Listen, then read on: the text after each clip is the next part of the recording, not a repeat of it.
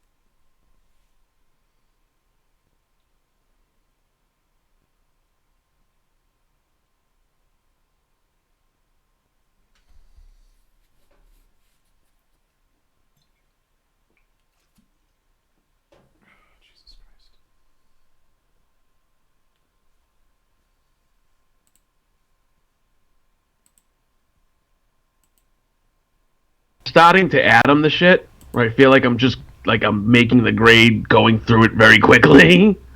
Well, if you're trying to keep it at an hour, you're going to have to do that. You're cramming literally 4 hours into 1 hour. That's pretty tough to do.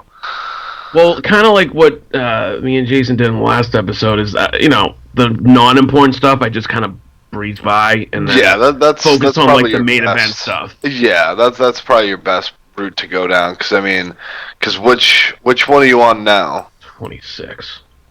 Okay. It was Sean Taker too, so I was happy with that, and I spent a lot of time talking about that. But everything else, I was just like, "Oh, this was stupid. This was stupid. This was stupid."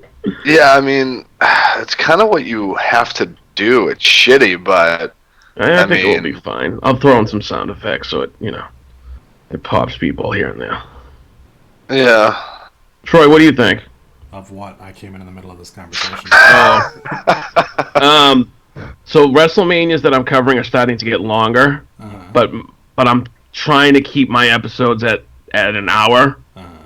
So what I noticed tonight that I did was I'm starting to like almost making the grade it, where I blow by like the unimportant stuff, but just focus on like the main stuff.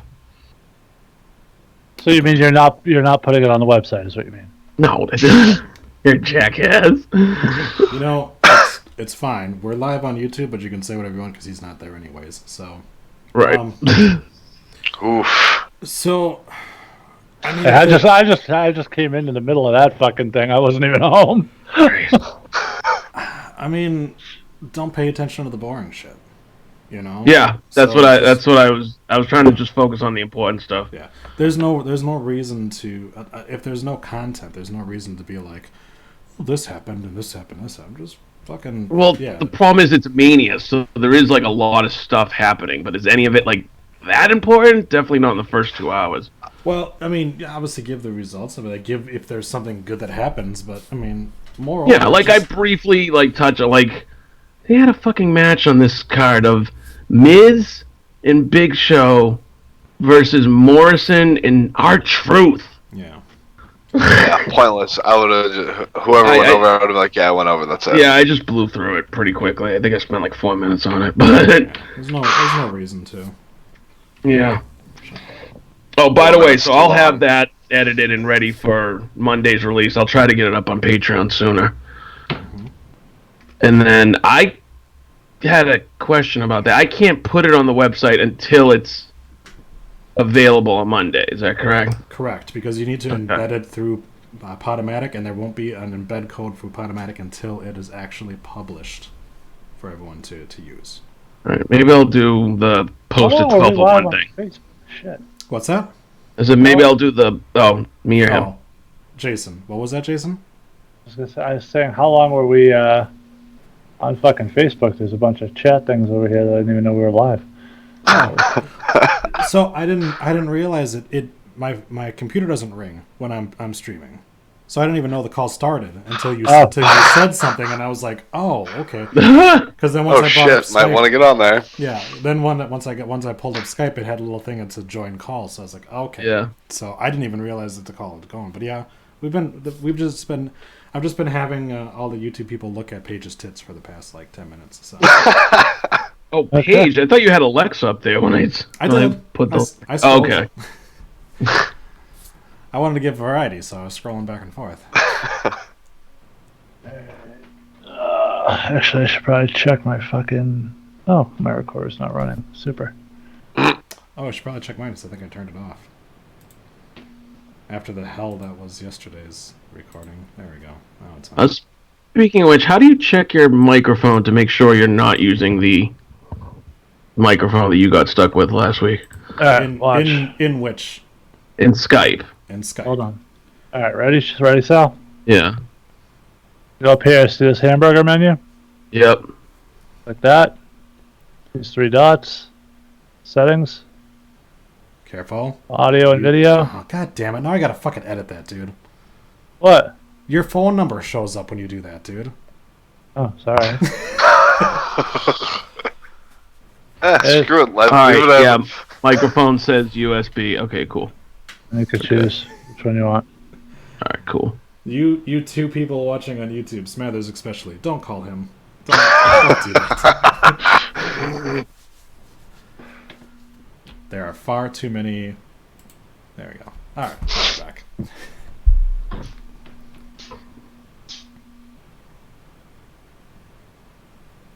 We are now going to change our numbers. No. I don't think anyone would actually call us. They don't even call the voicemail anymore. I know, right? The one episode that I accidentally showed Jason's phone number on that I edited out, I showed mine and kept it in. Nobody called me, so I saw it as I was trying to find the point where I showed Jason's. I was like, I don't give a fuck. Got to Jason's, did the blur on the thing, and I was like, nah, we're good. I'm not going back and fixing mine too.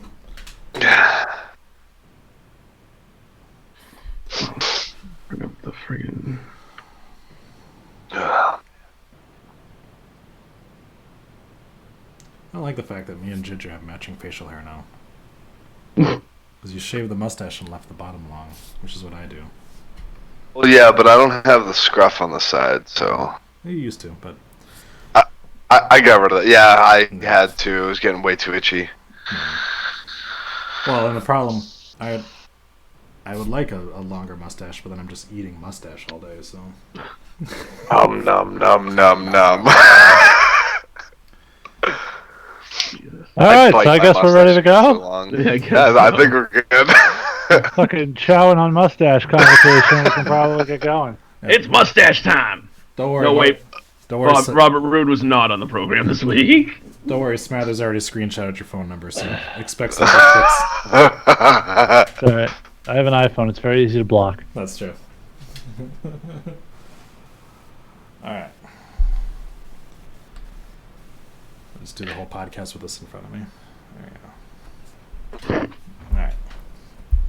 And he's left. I was just about he to left. start the show. It's been a rough editing week for me. Yeah, so what exactly happened with Twat Magic? So I think the internet cut out. So what happened before we even started recording was when Lisa called me, like, she sounded all garble like that. But I sounded fine to her. So then we ended the call, and I called her, and then I sounded like garbage to her, and she sounded fine to me. Eventually, we did it like 4 different fucking phone calls before we finally got to a phone call where she said that I still sounded bad, but on my recording, everything sounded good. So then we were doing the episode, and then about halfway through, all of a sudden, the Skype said, like, call dropped or whatever like that from her end.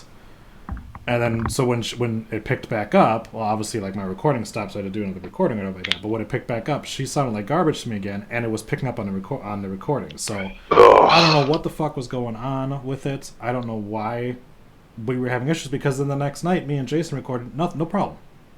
Both of us sounded fine through Skype. Both of us sounded fine in the recording. Yeah, revisited sounded fine. Yeah. Well, then I revisited one while I was just fucking editing it. I must have undid my clipping of the beginning of the episode, so then our fucking conversation was on there, and I didn't know. Hilarious. I thought you left it in there on purpose. I thought so too, but then he did the countdown. I'm like, oh shit, he did not realize he left that in. I mean, the conversation was entertaining at least, and we didn't say anything that we didn't want people to know, but yeah.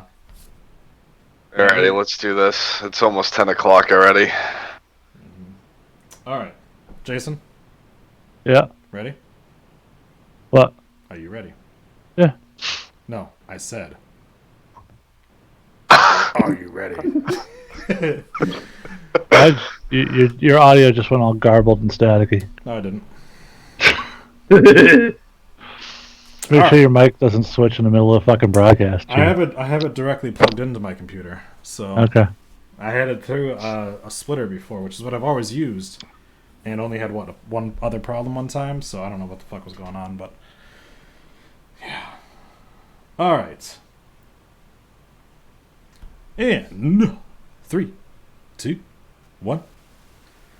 Welcome, ladies and gentlemen, to the intentionally offensive wrestling podcast, the Rundown Wrestling Podcast. I am your host, Troy. With me this week, as always, Jason is here. 2 nights in a row, still rock hard. Let's do this shit. All right. Before we introduce the rest of our hosts, though, Jason has a little something to talk about on what's currently occurring over on YouTube. Yeah, if you're joining us on YouTube, you can look over on the right-hand side of the screen. You'll see a little box that says chat. You can slide your pants off, slide up in there. It's sort of like sliding into the show's DMs, but with less chance of herpes. We call it the Smathers Lounge. You can share your opinions, thoughts. Tell us to go fuck yourselves. Whatever you say, we're going to read it on the show. So contribute to the conversation, and we'll like to hear from you. That's right.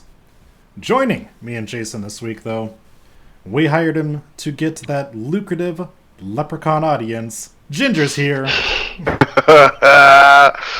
Love my leprechauns. What's going on, you teabag lovers? So, are you calling them? Are you saying because you're a d-bag and they love you, or? No, teabag lovers. Oh, well, who doesn't love a little tea? He's saying that he wants to teabag our audience, or he wants our audience to teabag us. It's unclear at this point. Like I'll take one for the team. I'm the new guy. little chamomile action, or? I like tea tree. A nice Earl Grey. And we're not done because we hired him to get that Latino audience. Sal is here. What's up, bitches? See, that's why I shave my beard, so that we don't have a bunch of Latinos on this program. I thought we hired him to get the former ECW championship demographic. Yeah, we discovered that most of those people can't actually spell or use phones. So I was gonna say, or use a computer. So we've got a lot to talk about in this mediocre week in wrestling, but first it's time to talk about something that is not mediocre at all. We're talking about tits, ass, vaginas, boobs, and everyone's dick being out for it, because we've got to talk about our matchups in the hottest female talent tournament. So last Thursday, while we were recording the show, our first matchup, Zelina Vega versus Paige, dropped. And before we get into the numbers... Couple votes. Couple votes. Couple votes. But before we get into to what those couple votes wound up adding up to, let's find out what the hosts would have picked in this one. Sal, Zelina Vega, or Paige? Zelina Vega. Ginger. I went Paige. Jason. Ginger always votes for anal. I went with Zelina Vega myself. Nice. I mean, it's supposed to be current. Zelina Vega for me. But what did our audience say? This one set the week off with a brand new record of 1,944 votes cast. Jesus. That's right. 57.98% of the votes, with 1,127 votes to 817. Paige moves on. Wow. That's racist motherfuckers. What? Nice. Sure, the white girl beats the Spanish girl. I see how it is. Jeez. I'm leaving. No, I'm just kidding. We follow that up Friday with another barn burner of a vote. Toni Storm versus Liv Morgan. Now, of course, Liv Morgan was the previous holder of the top votes in a single matchup record, which Paige did defeat. This week, with a total of 1,701 votes in this one, Liv Morgan, Toni Storm. Jason, who'd you got? Let me just say that one thing I've noticed through this process is that I don't think you can find two pictures of Toni Storm where she looks like the same person. Really fucking weird. Speaking of that, they just updated the render on WWE.com. I saw that! Totally different. Totally different girl. I don't know what the fuck's going on. The many faces of Toni Storm. I went with Liv Morgan now. All right, Sal. I went with Toni Storm. She keeps changing. Ginger. Liv. I guess there is something to be said for if you're fucking a chick, if she constantly looks different. It's sort of like always having a new chick. Like having a new one every session. Yeah, absolutely. It's the same reason why I'd like to be the youngest person to develop Alzheimer's, but you know, I would have gone with Liv Morgan. Jesus Christ! So wow. So Liv didn't quite reach Paige's vote total, but she did best her last week's vote total. With 1,079 votes, Liv Morgan moves on. Tony Storm with 622, so that was 63% of the votes for Liv. Fairly dominant. Mm-hmm. Yeah. But wait, because if we're going to talk about Dominic's... Can I just point out that Liv Morgan has now won more matches in our tournament than she has in her entire WWE career? Very much so. Very much so. Saturday dropped Alexa Bliss vs. Kairi Sane. Wah, wah. And this one got a total of 1,552 votes.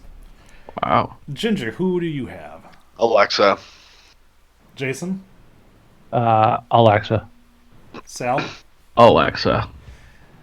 Ah, man. Oh, jeez. I love my Asians, but Alexa is the goddess for a reason. And with a total of 82% of the votes, shattering the record that Paige just set 2 days ago with 1,275 votes my God. to 277, Alexa Bliss moves on. Wow, talking about an ass whooping. Yes, that was an ass whooping. A fine ass. Yes. Sunday brought us our closest matchup this week as Peyton Royce took on the man, Becky Lynch. Ooh. Ginger, who you got? Okay, so originally I voted for Peyton Royce, but earlier there was a picture that was brought to my attention, and I can't go back now, but I changed my vote to Becky Lynch. Okay. Jason? I thought you said you changed your vote to Peyton Royce. No. I voted originally for Peyton Royce, and now I changed it after that picture was shared. He did not enjoy the Peyton Royce without makeup, is what he said. No. Okay. It had nothing to do with the tits. Those were fake. Oh, yeah, no. I was going to say, did you not see that? He said, if you look at the two of them without makeup, Becky Lynch probably the more natural beauty. Absolutely. But we're looking at the whole package here. So, Jason, who did you have? I went with Mandy Rose. Okay, that's fine. Sal? No secret, I've always loved Becky, but nah, Peyton Royce on this one.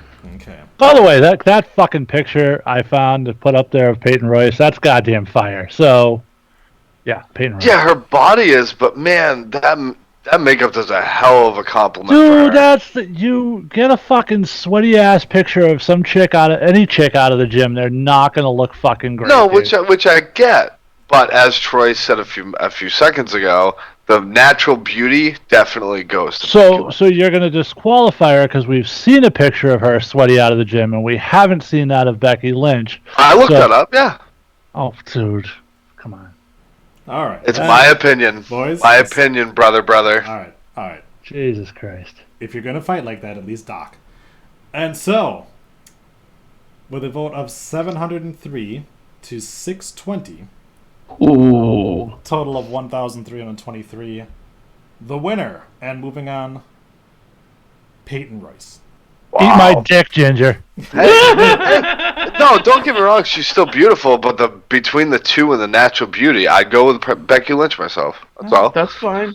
No reason to hate me because, fucking Gingers sticking together. God damn it. No, that has nothing to do with it. Originally, I voted for Peyton. And let's be honest here, Becky's not a real redhead. That's all hair dye. I don't think she's actually orange. She's probably actually a redhead. She's a brunette. Redhead. She's a brunette. Remember when she was in NXT? She had like legit brown hair. Because she died. Light red hair. It was like auburnish. I doubt she has pubes, but I guess we'd have to check those for. Anyways, Nikki would know. Nikki Bella knows it all. Would know. Hey, I'll put that as an Ask Bella question. So somebody at the answer. What's that? Somebody at Seth Rollins. He'll give us the answer. Oh yes. There we go. We know she's straight fire. They're just friends. She's straight fire and he burns it down. I mean, is there a better fucking matchup there? I know, right? Plus, Seth Rollins does have that completely horizontal dick, so doesn't even have to. It's very good for when you're doing doggy style. That's all. Well, I mean, Ginger's probably unaware, but Seth's dick is Troy's desktop on his computer. So it is. I would shrink everything down, but nobody wants to see that right now. So you can head over to rundownwrestling.com right now to vote in our first of 2 matchups this week in our Fabtastic 4, Paige versus Alexa Bliss.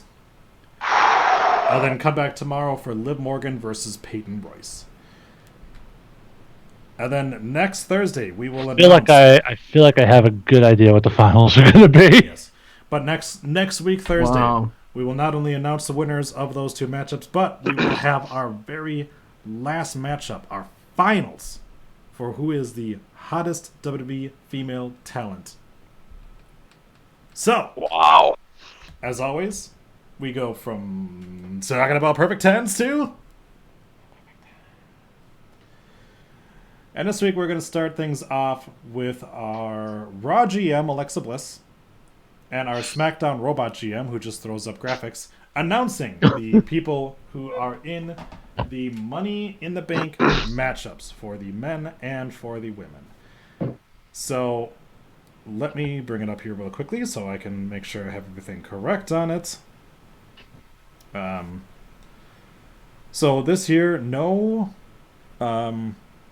qualifying matchups or anything like that. Just here's who's in it. And our men will be Braun Strowman, Rick O'Shea, Drew McIntyre, Baron Corbin, Ali, Finn Balor, Andrade, and Aleister Black. Oh wait, no, Randy Orton. And for the women,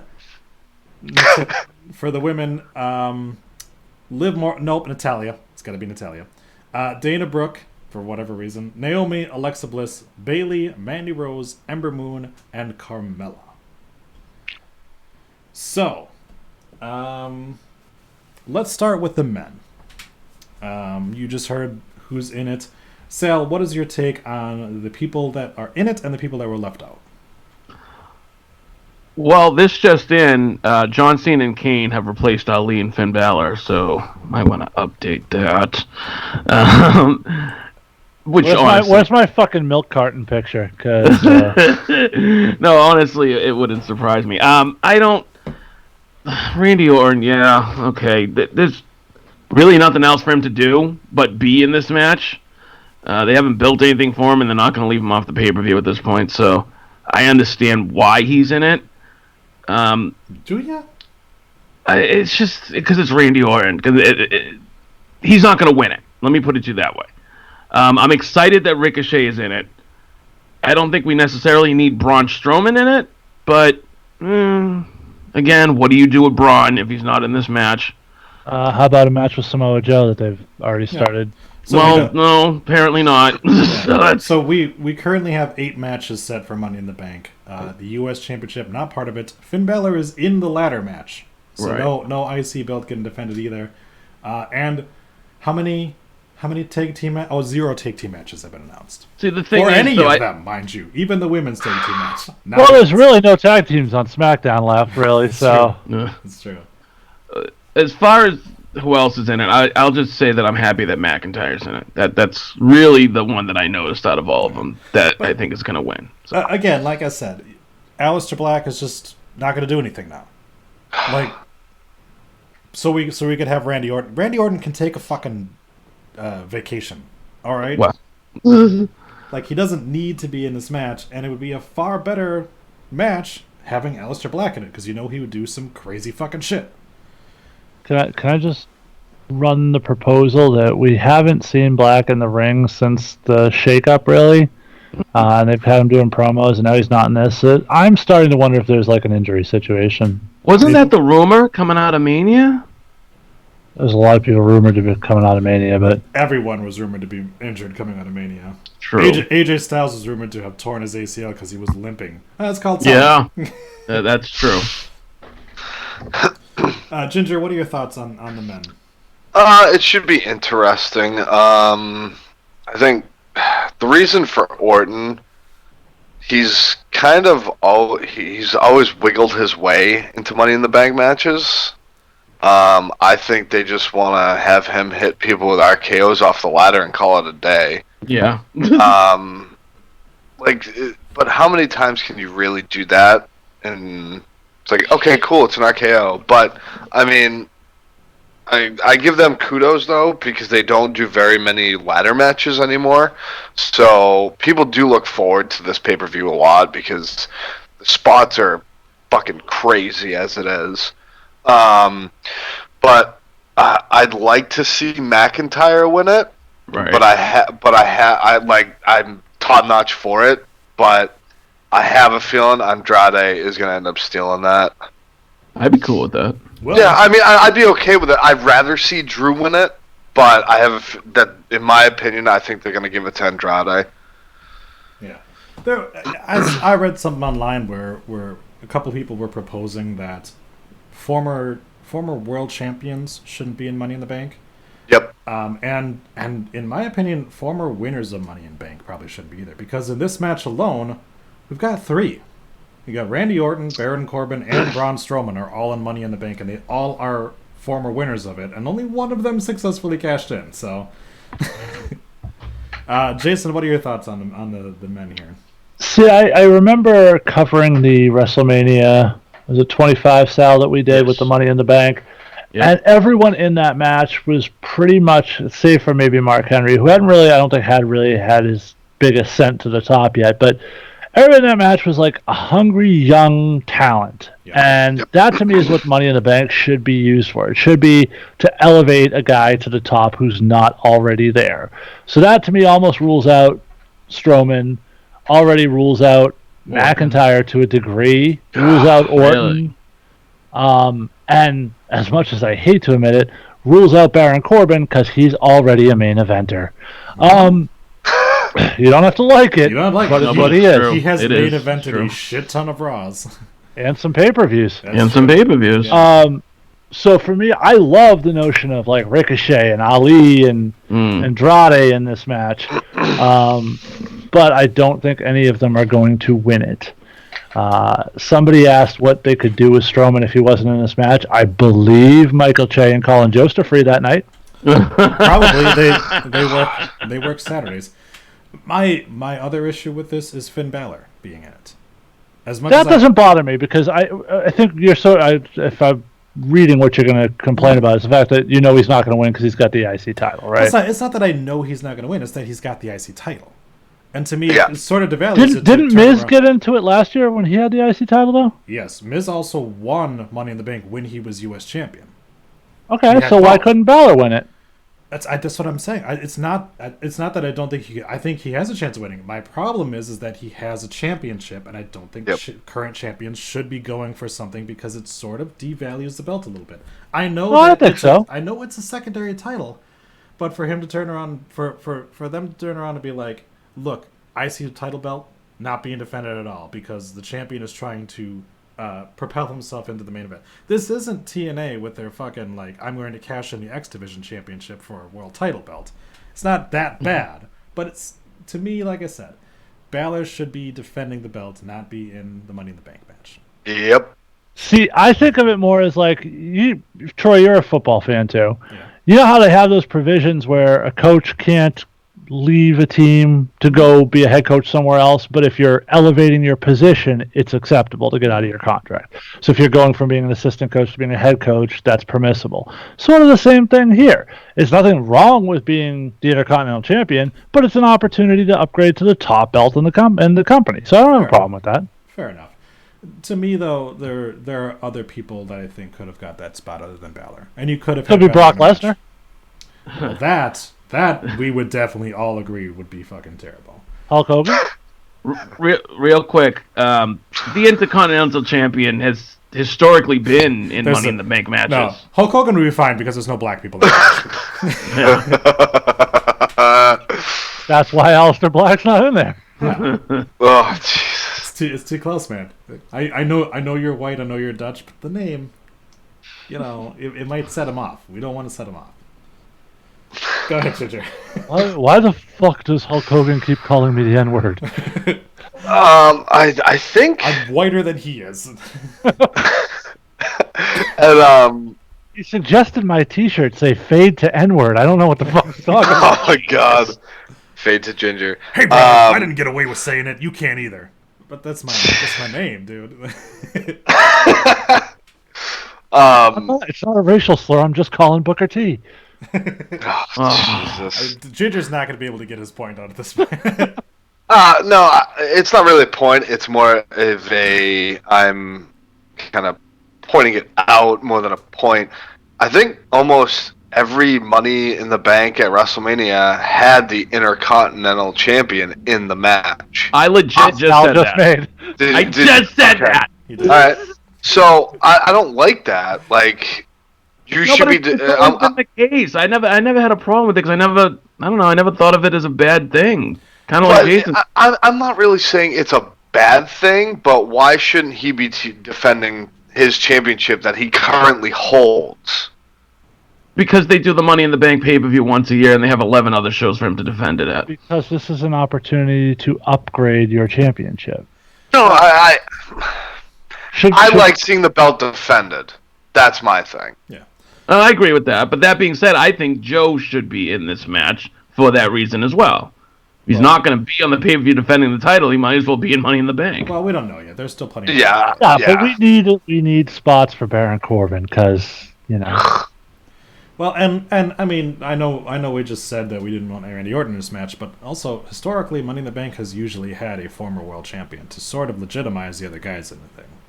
Well, they had a whole former heavyweight champion Money in the Bank match before. Right. Yes, I remember that. Every single participant was a former world champion. Stupid. To Jason's point, it should be an opportunity for an up-and-comer to get that, to elevate them to the next level. But then again, some of the best Money in the Bank champions have been people like Edge returning from injury and being able to and getting that belt, or I mean, Wait, no. Edge didn't get it returning from injury. Edge won the first Money in the Bank, then he won it from Mr. Anderson. Right. Yep. I mean, John Cena obviously has won the Money in the Bank, and that he lost though, or not lost, but he didn't win that cash in. Well, he was the first loser. The cash in to me doesn't matter. It's the match we're talking about. And for John Cena to win Money in the Bank to me was kind of ridiculous. And it was just I'm glad you brought that up though, because I'm wondering if that's how they book this. I think they look at it as, who do we want to make the next champion? They build the whole thing around that person that's going to win, and everybody else is not filler, but pretty much just there to complement that person. Well, you say that, but then what happened with Baron Corbin?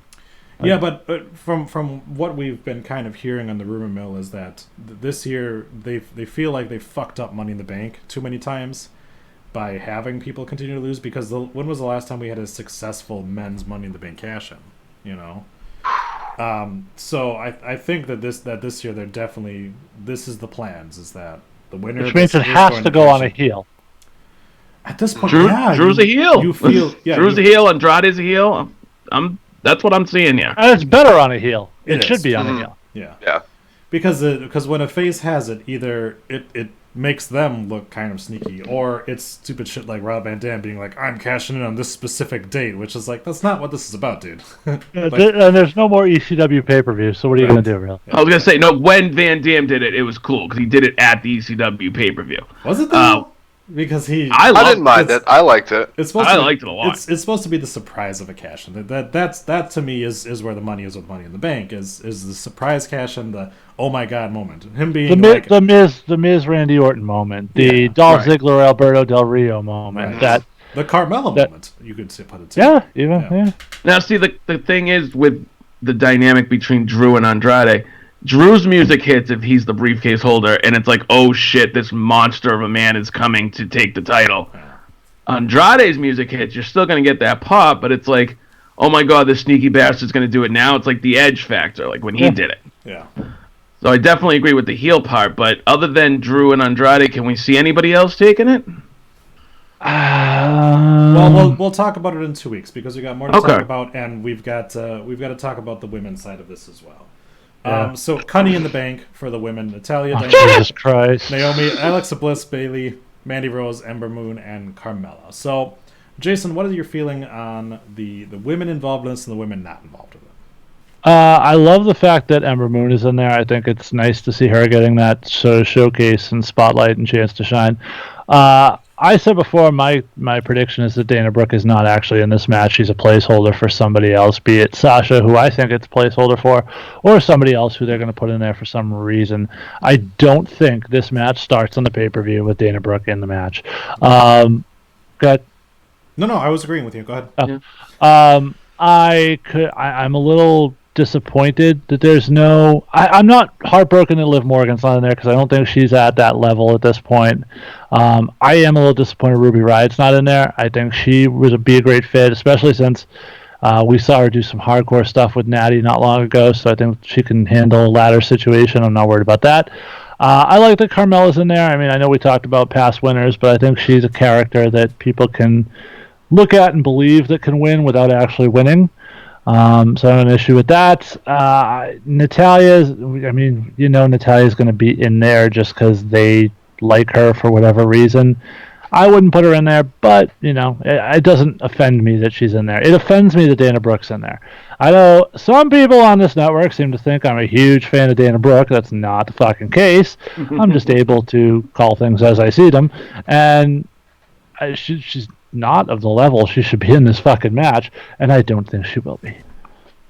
Okay. Ginger, I'm sorry, are we supposed to give early predictions on who we think is going to win? No, we've got that in 2 weeks. You don't have to unless you want to. Okay. Ginger? Jason just basically hit everything right on the head, honestly. He just took everything out of my mouth.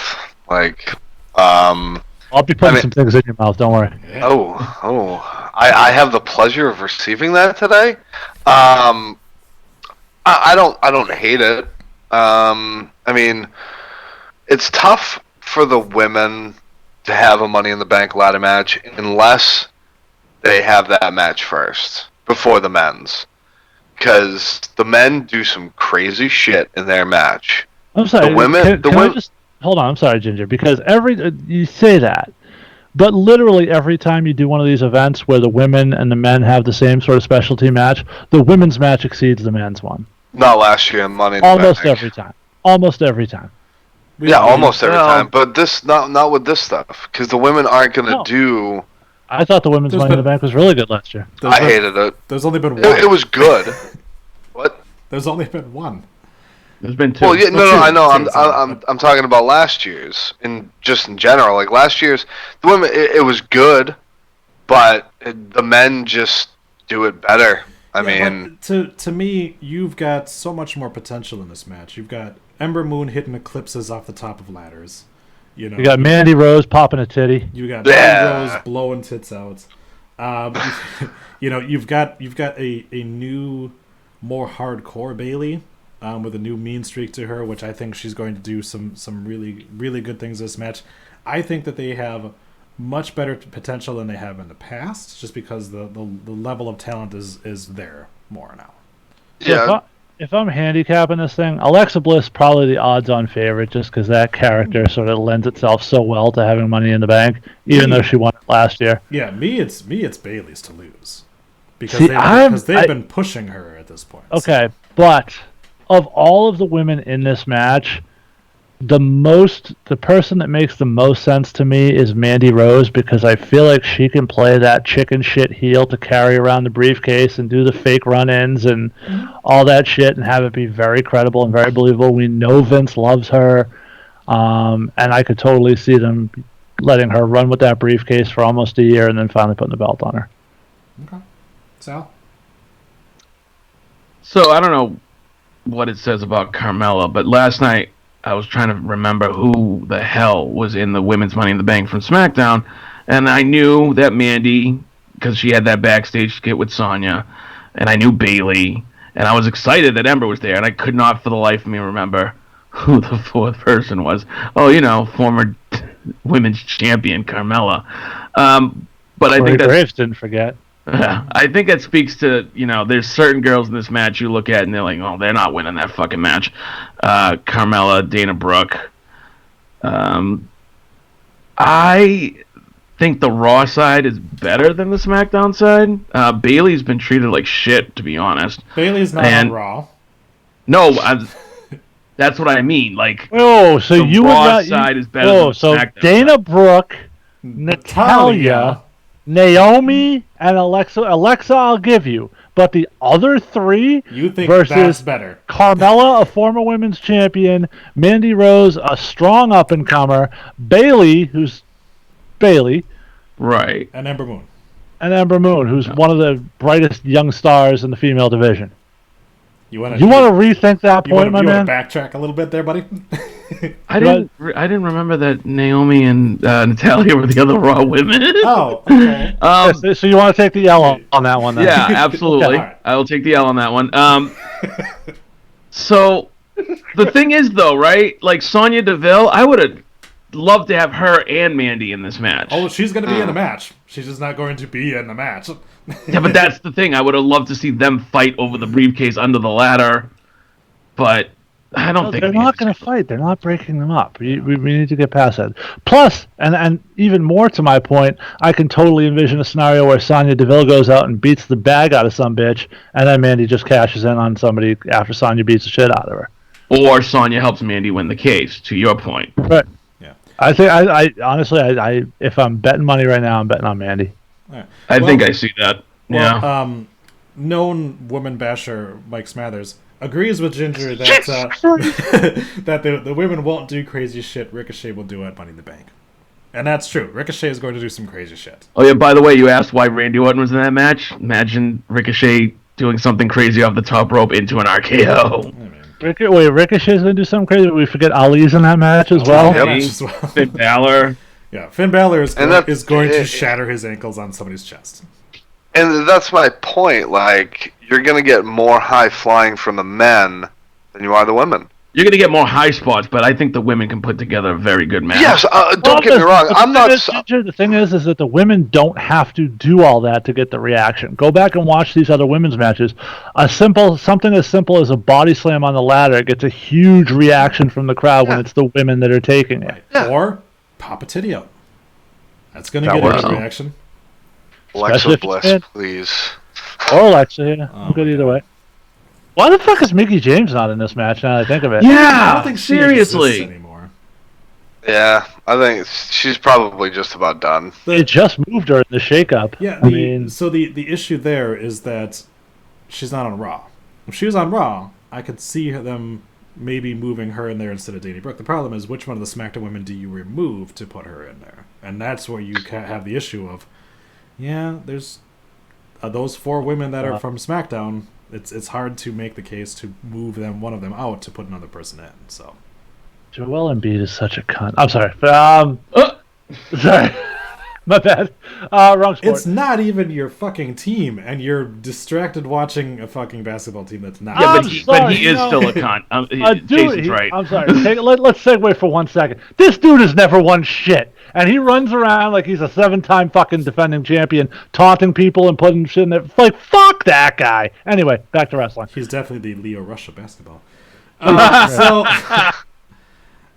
I'm just going to say this, because we're going to move on.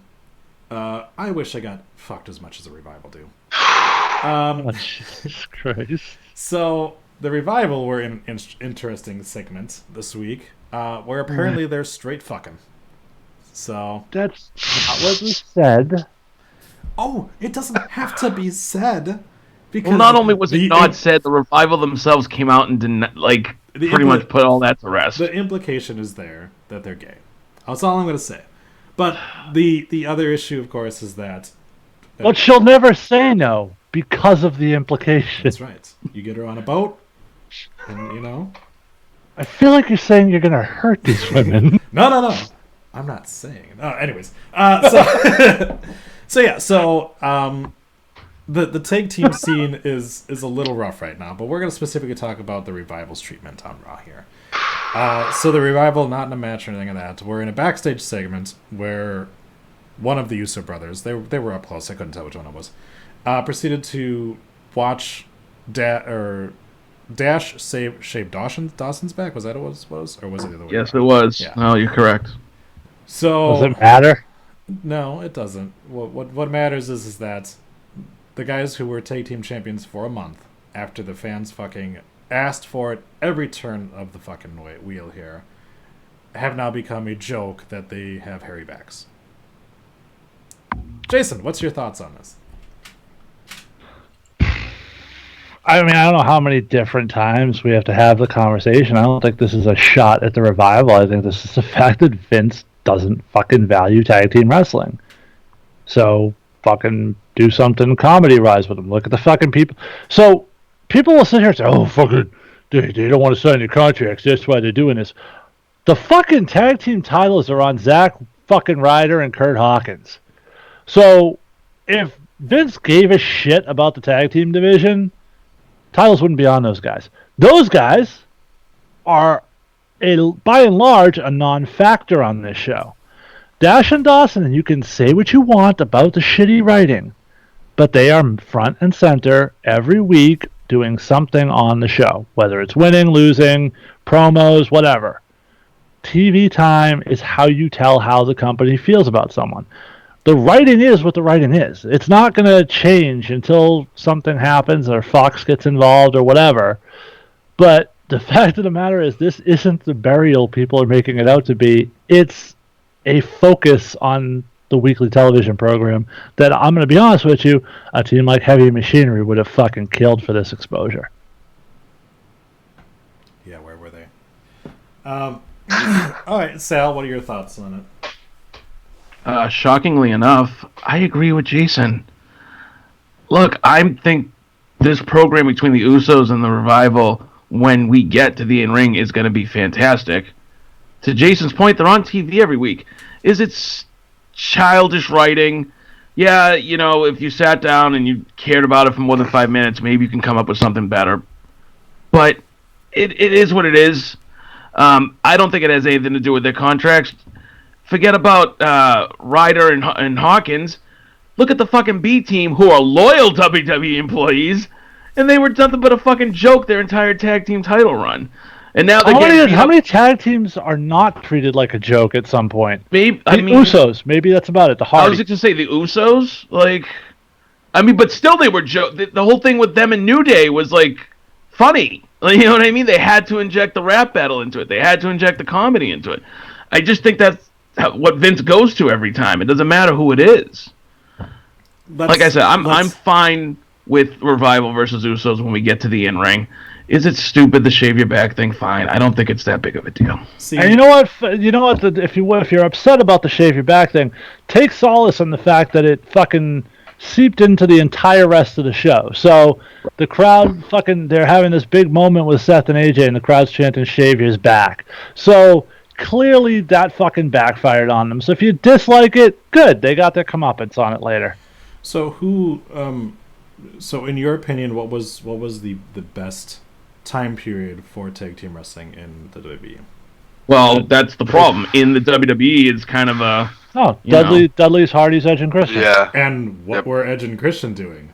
Playing kazoos and doing 5-second poses. Yeah, so exactly. It's not them over, dude. And the Dudleys were powerbombing old ladies through tables. Yeah, but you said you dislike the fact that the New Day and the Usos did a rap battle and did comedy. It's always been that. I didn't say that. No, I didn't say I disliked it. I said that's what they've always done. It doesn't matter if you're a loyal WWE person or you're asking for your release. Yeah. That's why I don't think the Revival are getting a raw deal. I think they're just getting treated like a tag team.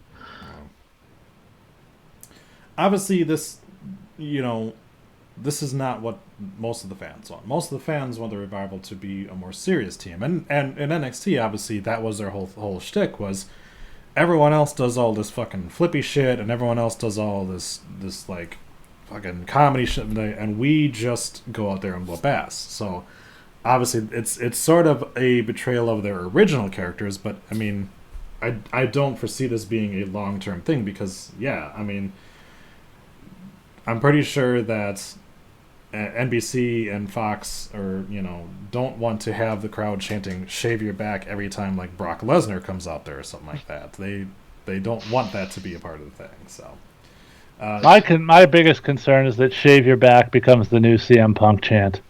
Oh God, it's possible. We haven't let Ginger talk at all, so go ahead. No, I was. That's fine. I was getting to him. That's good. He was next on my wheel of hosts. See, it almost seems like you get this constant. It's like the constant repetitiveness in these stupid storylines. The same thing happened with Prince Albert. Yep. Shave your back. Mm-hmm. I think they've done it since then as well with Shave Your Back. I feel like there was somebody else that I can't think of at the moment. They did it with the Lost Boricuas. Yeah, well, stuff like that. Like, can I just say, Killian Dane has a monumentally hairy back. That dude in Sanity would have loved to get the TV time shaving each other. Mm-hmm. It's becoming. Nikki wants to shave. Nikki wants to do anything right about now. Why the fuck is she not in Money in the Bank? God damn it. I don't know if Vince is just trying to get the stupid shit out of the way before he does go to Fox, but that's just a random fucking thought that pops in my head. But I don't know if he's just trying to do that or if he's just like, ha, he shaves us back. Like, well, probably, but how many fucking times can you do that? Again, and I've said this before on this show, the biggest problem with the WWE's writing is that there is a one-person committee. Yes. The creative staff can write whatever they want. Ultimately, but it all comes down to Vince. Right, Vince tears that shit up, which means that our entertainment, our humor, all those things are being given to us by an 80-year-old man. Mm-hmm. Is he really 80? Yeah. Almost. An 80-year-old man who will not take advice from anybody around him. Not his son-in-law, not his daughter. Not his son. So all the good things that Triple H did with a guy like Scott Dawson, who was an NXT jobber before they became part of the Revival, all that good that Triple H did, Vince will undo the second they get to the main roster. And it doesn't just have to be a tag team. Ask any of the NXT call-ups what Vince will do to them. Okay, but at the same token, he'll take somebody who is a complete jobber in NXT, like Alexa Bliss, and turn her into a fucking goddess. So true. Or Becky was river dancing when she got. But there's no rhyme or reason. It's got nothing to do with body. Like, look at EC3. He's jacked to the gills, but he can't get a minute on TV. Sure. I just wanted to throw in the opposing side because it made it sound like you were just saying Vince can't fucking do his job anymore. And that's not true. Vince can build a star if he wants to. Yes, the problem with who he wants. Where he chooses to build his focus and how he chooses to build them is sometimes misguided. To Vince's point, again, I taught you, a 70-year-old, 80-year-old guy. What's funny to a 70-year-old, or what emasculates somebody to a 70-year-old, 80 guy? Call them gay. Yeah. Imply that they're gay. Right. This is the guy that dances to Shawn Michaels' music because it's his favorite fucking theme song ever. So. What? You guys don't do that? I mean, I'm just saying. Yeah. He's gonna let somebody else in. You know it's not gonna happen. It's what everybody wants, but it's not going to fucking happen, and it sucks. Well, once AEW comes in with their TV, and we'll see how that affects the ratings, and then he may not have a choice, man. You want to know what it's going to affect? Nothing. So, I don't know, how many of you followed what happened on their conference call, their shareholders called this on month? The WWE's? Yes. Yeah, I heard. So apparently they were on there talking about the decline in ratings, the decline in stock prices. People were very unhappy with it. And Vince got on and basically said, well, we've had a lot of injuries and blah, blah, blah. Look, he doesn't get it. That's the whole point. He doesn't get that the reason this shit is down is because of his bad creative. Right. Now, correct me if I'm wrong. Didn't he use that excuse in the last quarter as well? Probably. How many times are they going to allow that to be the excuse? People keep that Luke Harper injury hit him really hard. So, well, no, didn't he specifically mention Cena? And it's like Cena's not injured; he's off doing movies. Like, you didn't build anybody else. Well, no, he mentioned the lack of top talent like Cena and Cena. Because fuck everybody else on your roster. Yeah. But the point is, there was no Cena until you made Cena a top guy. Build fucking somebody else. Plus, you signed Brock Lesnar to do 3 appearances a year. That's on you, Jode. You look up and down that roster, right?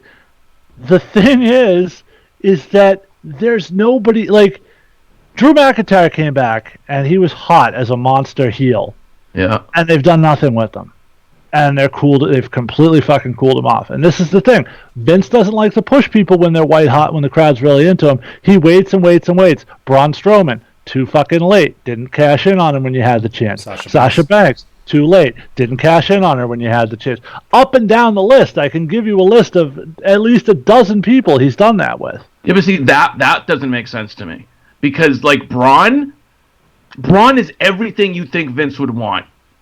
No offense to Oscar, at least Braun can speak.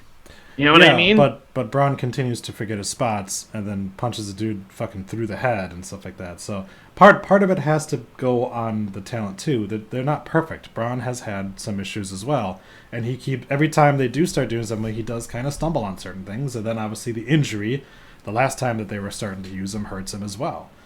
So, I mean... Now, what about a guy like Seth? Can Seth move the needle? Can he bring in the numbers they're looking for? Well, I mean, he's got the the pedigree. If you look at the last time he was champion, no. Last time he was champion, it didn't work. And now he's a face champion, but, I mean, to me it feels like a little too late at this point. And... obviously, them moving Roman over to SmackDown, we'll get to it in a little bit, but he's in the same kind of situation he was when he was on Raw, where people are starting to turn on him again, even though he beat cancer.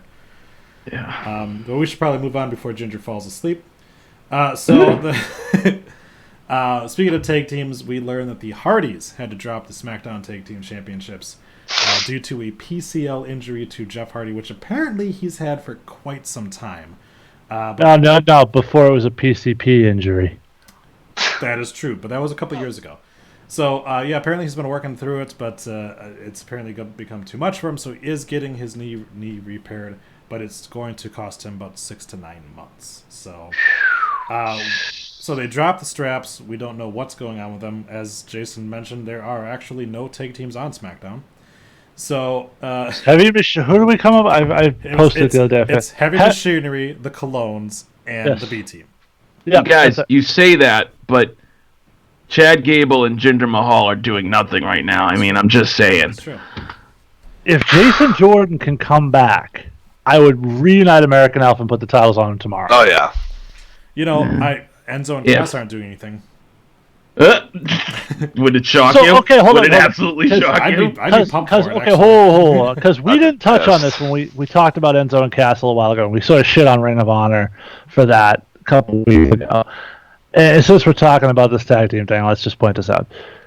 The video of Enzo and Cass jumping in at the G1 far exceeded any views they've ever had for a Ring of Honor video. So we as wrestling fans can shit all over it, but it's getting eyeballs on the product. I mean, people love that consensual penis, man. I understand the locker room had an issue with them showing up. I didn't. I thought it was great. I watched the friggin' video or interview he did a few weeks later where he ripped apart the Briscoes on YouTube. I thought that was actually a really good interview by Yes. Well, I mean, part of the issue here is, the same thing happened in Impact, where whenever it was an ex-WWE guy, they instantly got pushed to the front and obviously caused a lot of hurt feelings.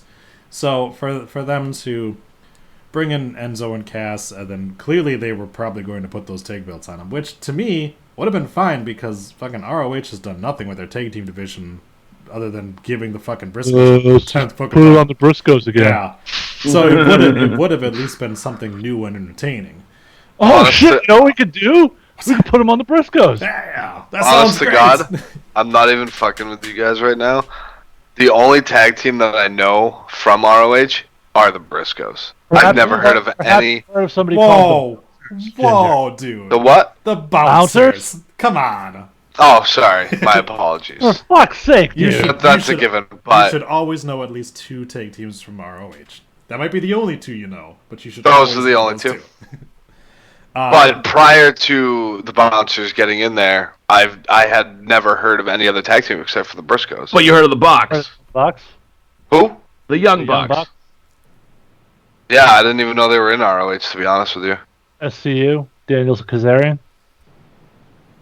For those of you at home, Ginger does not watch independent wrestling, so I'm a huge WWE mark. Bring on the hate. So it makes total sense that he does not know that these teams are in ROH. But I still follow dirt sheets and stuff. But I mean, he doesn't follow the indies, and he has red hair. Have at it, people. Murder this man. So yeah, we'll see what happens there. And he shaves Troy's back. Go ahead. It could use it probably. Speaking of the indies, we had an announcement of a return to the independent scene as a video popped up on Dean Ambrose's Twitter, which was renamed at John Moxley. And so, Jason, you seem like you want to discuss the John Moxley return to the independent scene video. You gotta ask me the question. Do we care? Nope. All right, there we go. Moving on. I think most people probably forgot that they even followed Dean Ambrose's Twitter because the guy. Never. Yeah. He tweeted once, and he retweeted one random tweet. Never followed anybody, nothing like that. But apparently, John Moxley uses Twitter. So we got this video where he obviously is escaping from prison. I noticed a little blood on the back of his pants, so clearly got raped there. Was running away from his twink boyfriend, and a big dog was chasing him. And apparently he punches barbed wire. Yes. So a lot of hates Pamela Anderson. Yes. It's a deep cut. Speaking of deep cuts. So Moxley, he's running away or like that, and it's a big thing. My favorite thing was somebody put, Dean Ambrose hints at a return to the independent scene. That's not a hint. That's him saying I'm returning to it. That's why his Twitter thing says professional wrestler, and he's. I love the people who went. Yeah, I love the people who went fucking gaga. The dice on the wall says 2-5. It means he's going to AEW because their event's on the 25th. And no, it's the fucking Viper Club. It's in the fucking logo that's on the wall of the club, assholes. Well, and everyone's like, "Oh, the 25." Well, then, how do you explain the 30 check marks on the wall? What does the 30 mean then? Because you can't have them both. So yeah, needless to say. Obviously, most people are like, he's going AEW. I don't think he's going AEW. I think he's going right back to CZW, personally. Can I? You can do whatever you want. It's your show.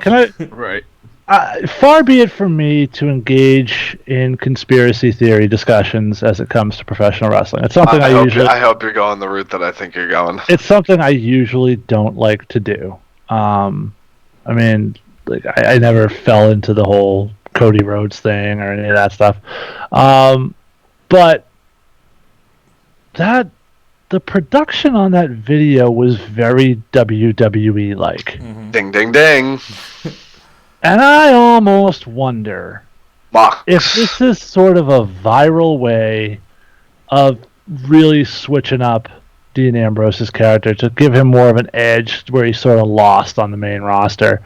And if maybe, just maybe, this is a WWE thing. It's very possible. And you think of it, too, it would make total sense because Dean Ambrose is retired, The Shield is retired, but John Moxley is not John Moxley and it never made sense how, never in the history of WWE has someone decided not to renew their contract and not only had it put over on TV, but was given this grand, goodbye tour with WWE Network specials, etc. That has never happened for people who were much bigger stars than Ambrose. And that was not, indie-level production. That wasn't like I went and hired a crew to do a promo video for me production. That was somebody with some serious fucking money and production chops behind them put this shit together, which leaves really only two options that as far as I'm concerned. And like I said, I don't see Ambrose as an AEW guy. Did you guys see who retweeted that video? Well, Cody did. Corbin and Rollins. Yep. Oh. I was going to say, and Cody did. Yeah. But Cody could just buy into the hype at that point. Just say, hey, everybody's talking about it. I'll retweet and make everybody talk about it more. Yep.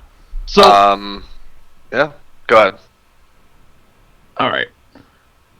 If it turns out that this is done by the WWE, this has to be probably one of their most creative ways to repackage somebody. Wouldn't you guys agree? I would be all for it, to be honest, if it was something done by the WWE. I was actually thinking there were 3 possibilities because the way the letters appear on the screen and the content of the video, it did remind me of some ROH vignettes that I've seen when somebody's like going to be coming into the company, kind of like what they did with Squirrel. The guy wrapping his hands in barbed wire is going to go to ROH? Probably not. But like you said, CZW ain't paying that kind of money for that production. Right. But again, explain to me why this video doesn't have anybody's logo on it then. Why would AEW as a company pay a bunch of money for this? The only reason that makes sense is if it's WWE and they want to hide it to get as part of the whole gimmick. Right, and that's true. And I'm agreeing with you on that. AEW, if they're going to do a promo video for somebody, they're going to put their name on it because otherwise it doesn't benefit. Not yet.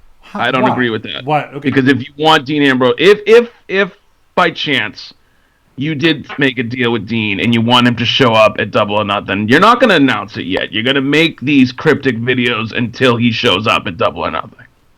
So I don't think they put their logo on it. No. First off, Dustin Rhodes. Jim Ross. Yep. Every single person they've signed has been released as part of a video, whether it's Being the Elite or Road to Double or Nothing. Mm-hmm. They branded everyone they have signed. Mm-hmm. They want you to know it. They don't sell additional pay-per-views by signing this guy if nobody knows he's going to be on the fucking show. And for all the times people get all over fucking WWE for, you can't keep anything as a surprise anymore. They can't make money off surprises. Right. They can't get ratings off surprises. Same fucking thing here. If it was AEW, their branding would be all over that shit. And they would announce it. They would have announced him coming there. And if it was a surprise, we wouldn't have the video. Right. Because now everyone is expecting him to show up at Double or Nothing. So then that completely would take the surprise element out of it if he showed up. Right. Oh, I was just going to say, so because people are like looking at this 2-5 on the dice on the wall, if it was a WWE production, would they put that in there so people could possibly think he is going to AEW with that? I think that's just people trying to yeah, but still, they obviously know that people are going to buy into shit like that. So why? I don't think Vince would plan anything like this around what they were doing. I really don't. No, but whoever produced this video and put the Viper Room logo up there on the wall, that wasn't done by accident. So for whatever reason, that was done very purposely. Whether he's going to wrestle in California, because that's where the Viper Room is, it's in Hollywood, or if it was signifying something else. But I guess we'll have to see if there's more videos. I thought it was in the Staples Center. Oh, okay. Which would be Los Angeles. Or maybe he's returning to NXT. Then he would be in Orlando. I think that's they just were giving a shout out to the Viper Club and for letting them use it. And I think they like the visual. That's all. Yeah. Hey, it was a cool visual. I'm not knocking the video. I think whoever produced it did a good job. Yeah. When is the next Extreme Rules? Seriously. I think after Money in the Bank. July 14th. Or the next West Canaan High football game. No? Nobody? Nobody gets that joke? Nope. Nobody does. Varsity Blues. Oh, right. Gotcha. John Moxley was the character in the movie. Oh, right. Yeah. Okay. Is that where he got his name?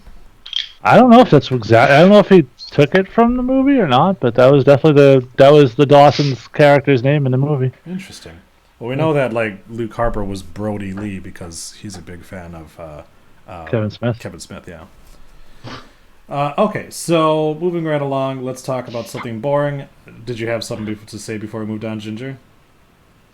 No, I mean, it's everybody hit it on point. Everybody's talking about it on the internet. I mean, we'll see what happens, but I think it's the WWE. I think it's them all day. Okay.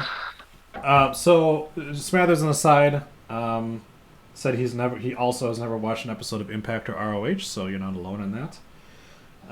And he says that he feels Jason finally is coming to his way of thinking about Ambrose.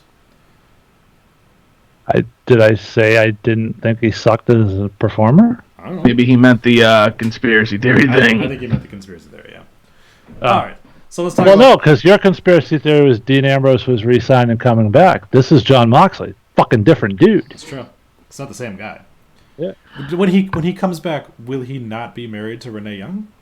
I don't know. It would be the weirdest repackage, though, because he would come back wearing the same wife beater and jeans that he was wearing before. One more point. Do you think that's why WWE announced that Dean Ambrose was not re-signing when they did? Well, yeah, that goes back to Jason's.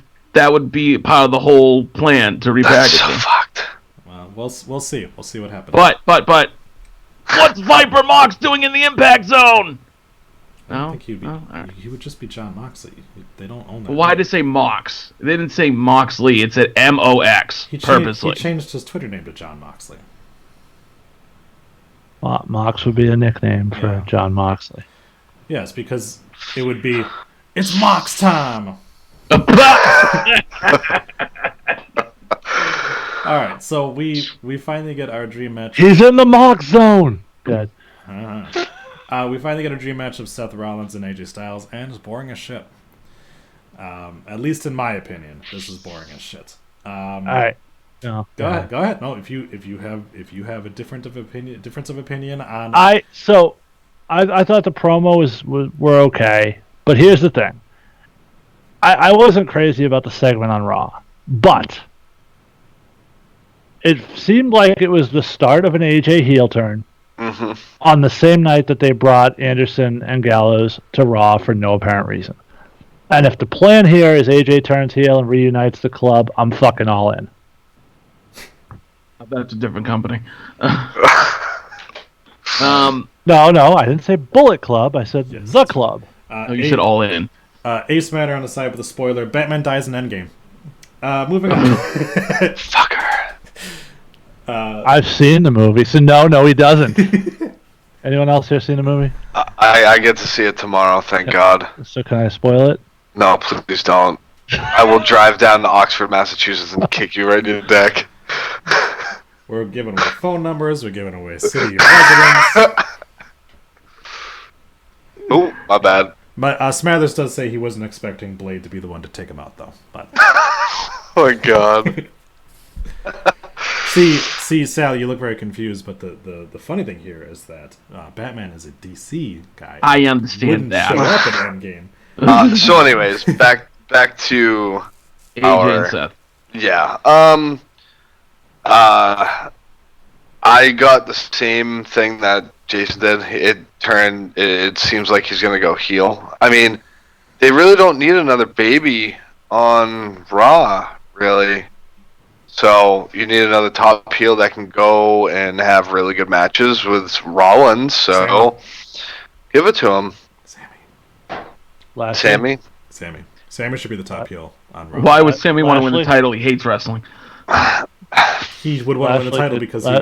Go ahead. Lashley could do it. Lashley should be a good top heel. Yeah. Oh, Lashley's awful. Drew McIntyre. Bobby Lashley knows Bobby Lashley is the best. We love you, Bobby. Personally, Bobby Lashley paired up with Leo Rush is not a good combination. Bobby Lashley on his own can be a star. I've never liked him. My personal. You see, but that goes along with you noticing his work and Impact. His work and Impact was totally different. No, I had seen his stuff on Impact. Well, then you should know he's fucking great in that.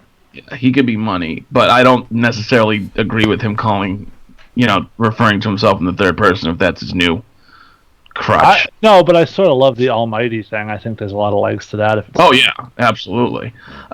Getting back to Seth and AJ. So, I'm kind of agreeing with Troy. This AJ's very bland right now. I don't know why.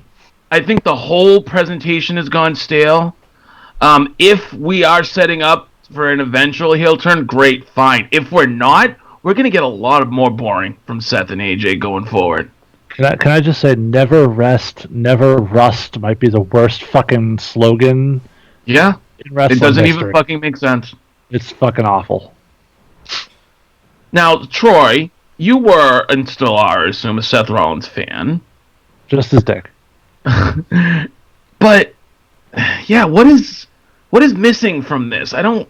It just doesn't. No, from Seth versus AJ, it just doesn't seem about like anything. Even though it should be fire, it's not. About 15 inches of elevation, I think, is what's missing from his dick. It's too a 45-degree angle. 45-degree angle is of support. What's missing from it is a heel, because it's missing the fire because Seth burned everything down already. It's they're still sort of playing nice with each other, and Seth needs somebody who's a complete asshole to go against, because like Brock. I mean, it worked when he won the title. It worked. Did it though? People got behind Seth, I think. Was that the Universal title program was so hot it was the first match on the WrestleMania card? Were people excited to see Seth win that belt? Sure. Yeah, that's all I'm saying. Were people excited to see Seth win that belt, or were people excited to see Brock lose that belt? Yeah, both. People would have cheered. People would have cheered Baron Corbin taking that belt off of him. All right. I don't know about that one.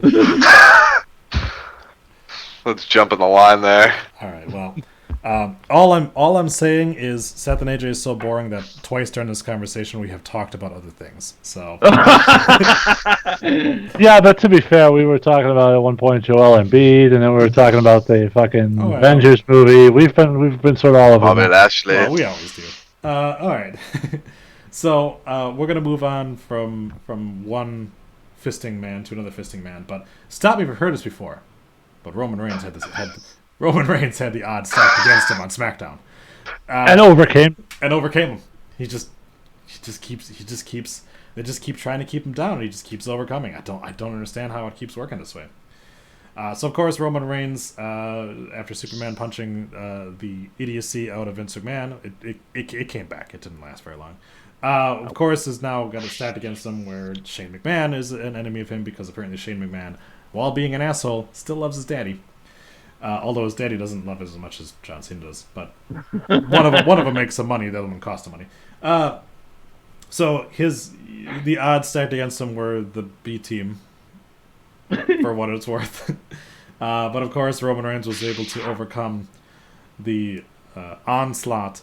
Well, it was also Elias as a special guest referee. Yes, it was as special enforcer, but yeah. Yes. So Roman Reigns overcame 3 guys, which is why he's only facing 1 guy at the pay-per-view. This is where I sort of get annoyed. This is where I sort of get annoyed, because you could have very easily had them cheat and steal and lie and rob fucking that win out of Roman. Right. And it wouldn't have hurt Roman one fucking bit. No, it would have helped him. But right, yes. I think that would have made him more sympathetic. Exactly. And I think they fucked it up again. Because they have this innate desire to make sure that their fucking top guys never go under. That's right. Like they did for years with John Cena. That's bullshit. John Cena went an entire fucking year where he didn't win a match. I remember that, but I also remember him beating Wade Barrett in a match that he probably should have they should have cheated and had Wade Barrett win, but that's... Hey, you know what? Wade Barrett wasn't as good as everyone thought he was. No, but for the story... Hold on, because I'm going to fucking have this conversation again, because every time you guys fucking bring this shit up, I have to point this out again. Please, go back in the history of professional wrestling in the WWE and tell me another guy who's reached the level that Cena had that put over more people than that fucking guy did. One person. Hogan, Warrior, Savage, any of them put over the amount of people that fucking Cena did while he was a top guy. Punk, any of them. Brock, Austin. I thought Cena didn't book this shit. No, but he's got his golden shovel. So I'm not saying he did this. I'm saying Vince did this. And the point is, Cena did more to try to help elevate young talent, up-and-coming young talent, than any of the fucking guys who had that spot before him ever did. Just saying. Going back to my original point, like you said, Vince doesn't like his top guys to lose, ever. So instead of Drew being elevated and Roman losing at Mania, Roman wins. And now, on a very simple match on SmackDown, Roman wins again. I said at the time the wrong guy won at Mania, so... That's what I like Roman. I think Roman's a great worker. Same here. I don't understand what they're doing with him. I really don't. Smathers wants to know if it's cool if he spoils Endgame since Ginger doesn't know where he lives. I'll find you. He will. He'll dedicate his life to finding. Okay, so Troy said yes. Okay, so hold on 1 second. Troy, reading the sign. Yes. say what you just said about Wade Barrett. He wasn't as good as everyone thought. think Bullshit! You're a dick. Hey, you know who else wasn't as good as everyone thought they were? Fucking Damian Sandow. Everyone sucked that guy's fucking dick, and when he was free, everyone's like, he's finally free to do whatever he wants, and he fucking sucked. All right. And again, go back. Okay, I'll give you that. WWE doesn't typically make too many mistakes when they release guys like that. The internet thinks they do. Wade left. They do. He just didn't resign, I think, right? Wade Correct. didn't sign. I don't think Yeah. he got Right. released. And that was his issue. Right, and he hasn't wrestled since. Right, and Wade would have 100% re-signed if they were pushing him. Yeah. Probably. Well, they weren't doing anything with him, so... That's why he didn't re-sign. It wasn't like... yeah. Okay, so ultimately... I enjoyed his work. His work was fine. Again, so this is where we get mixed up a lot, I think. His work was fine. Neville's work was fine. Neville's work was great. I enjoyed Neville's work a lot. Sure. But to the same point with Cody, and Cody's a good worker, the WWE was never going to push them to the level they thought they should have been at. Well, to that point, unfortunately, Wade, every time they tried to, got injured. Yeah. Right. Yeah. So I don't... Yeah, exactly. I think they would have. Awesome. But... so in that aspect, did we get on a Wade Barrett debate? fucking Troy had to open his big fucking mouth and talk shit about him. How about if I just spoil Endgame and we'll watch Ginger's head explode instead for the next 20 minutes? No, you specifically a couple weeks ago said if anybody spoils Endgame, that you were gonna like rip their throat out or something. Yeah, but now I've seen it, so I don't give a shit. Yeah, but I didn't have a babysitter last weekend. I have one tomorrow. So, anyways, my point is, if you care about spoilers, you make it a priority to go see it on the first weekend. I did. Yeah. I haven't been able to watch it, but you know what I did? I read Wikipedia because I knew it was going to get spoiled for me. So I already know. Okay, so back to the original point. You should follow Sean McCoy on Twitter, Ginger. No. Reigns needs to suffer a traumatic loss. Like leukemia. Hey, that worked. Wow. For like a week. It did work for like a week, but he was like the most cheered guy in the world when he came back, and then they just let it all go to shit, didn't they? It's not. I mean, it's not. They didn't. They did not let it all go to shit. The fans eventually got over it and remembered, oh, that's right, we hate this guy. They didn't. They didn't push. They don't hate the guy. That's the fucking problem. Yeah. They don't hate the guy. No, they don't. They hate how he's fucking booked. That's it. Yeah, and you know he came back. He wasn't instantly thrust back into the main event. He wasn't instantly thrust back into a title picture. But he was instantly thrust back into a WrestleMania program against one of the biggest up and coming heels in the company, and made him jump. Him clean for no fucking reason. And it wasn't even a good match. Smathers on the side says Cena was the greatest at putting people over since Ric Flair. There you go. The only way the fucking Roman thing could have been worse was if they brought him back and put him into the main event at WrestleMania with Seth. That's the only way it would have been worse. Half that crowd would have gone for the bathroom break during that match. Are we finished talking about Roman Reigns? Or we can move on to some other shit, or does anyone else have anything to say? I'm good. All right. So this is going to be a two-parter because there's not enough content for it. Joey Ryan has said he's doing a farewell tour of the Indies. Of course, people are thinking that he's signing with AEW or WWE.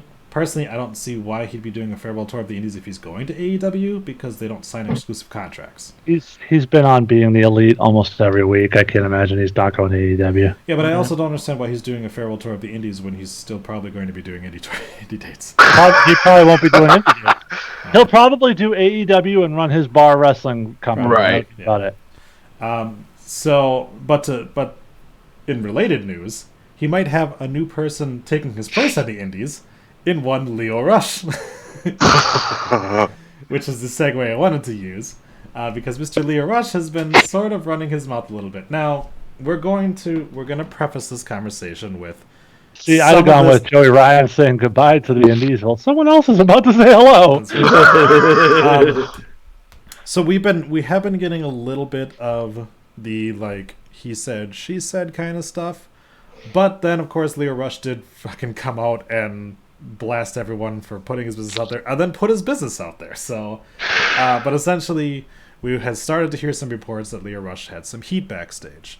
There was a report that he got into it with Finn Balor because Leo Rush wanted to have his wife be present at creative meetings, and Finn Balor apparently told him that it was like rehearsals. Rehearsals, yep. And Finn Balor said Vince probably wouldn't enjoy that too much, and Leo, I guess, went off on him a little bit. We then also heard that Leo Rush thought that he should be a babyface and that he should be a main eventer, and that so then recently, or as much as I think it was yesterday or today, Mark Henry came out and said that he went to Leo Rush, and Mark is a guy who prides himself on being a mentor to guys. There's a lot of people in the back that have said that Mark is a fantastic guy, has mentored them, has helped them out and things like that. So Mark was starting to hear some things in the back, went to Leo and asked him how everything was going. He's been hearing some things, and Leo said, everything's fine. So now Mark took that as Leo lying to his face. Now, maybe Leo just didn't want to bring up his personal shit. You know, give the guy a little bit of credit if he wants to, if he doesn't want to talk about it like that. But of course, you know, is it a mistake for him not to confide in Mark Henry? Probably, but again, that's his own life. He's going to make the decisions he wants to make. But essentially, and Leo has come out himself and said this, he feels he's not making enough money. He feels that him having to pay for he doesn't have enough money to pay for rent-a-cars and hotels and stuff like that. Well, you're making some good money. If you're not spending your money wisely, that's on you, bro. So there's that aspect of it. But yes, again, Mark made the comment where Leo was refusing or was not doing what Mark and some of the other wrestlers feel is like a rite of passage as a new coming wrestler. You carry a guy's bags who's been there before you. You have a drink of water for him ready as soon as he's done with his match. You're the one who drives him around, stuff like that. It's sort of like a rite of passage for any new coming wrestler, and Leo didn't feel like he had to do that. So, you know, but Leo has said that he loves Bobby. He doesn't have a problem with Bobby. He's, you know, he just feels like he would be better served on his own, which he's now on his own, because it sounds like they're dumping him down to NXT. So, but I want to get, you know, your guys' opinion on the different things going on with Leo Rush. Obviously, Leo is a guy from up in your neck of the woods. And you guys seem to had been a little bit excited for him when he first got announced as joining NXT. So, Ginger, what you've kind of heard all of this different shit. What's your opinion on the Leo Rush situation? If all that is being said is true, what a self-entitled fucking bitch. Honest to God. You think you're too good to carry somebody's bags when you are probably one of the more greener guys on the roster? Dude, compared to how things used to be, thankfully I never lived through this era because I would have never made it. You were a bitch for every single person above you that was a veteran. if you were coming into the business. And apparently, I read this early today. I don't know if it's rumor or if it's confirmed or not. Apparently, WWE offered him a $300K contract for 5 years, and apparently he turned it down and said double that.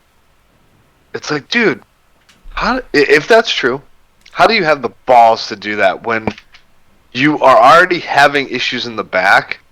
That's not going to help your case if that's true. If you turn around and say, "Oh, I'm worth double that," dude, smarten up, man. You're not king shit.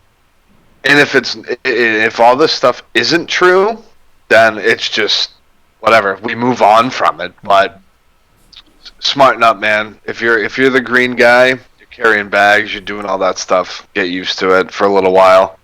Right, and Mark Henry, did say that he was Yokozuna's personal chauffeur and carried his base over that.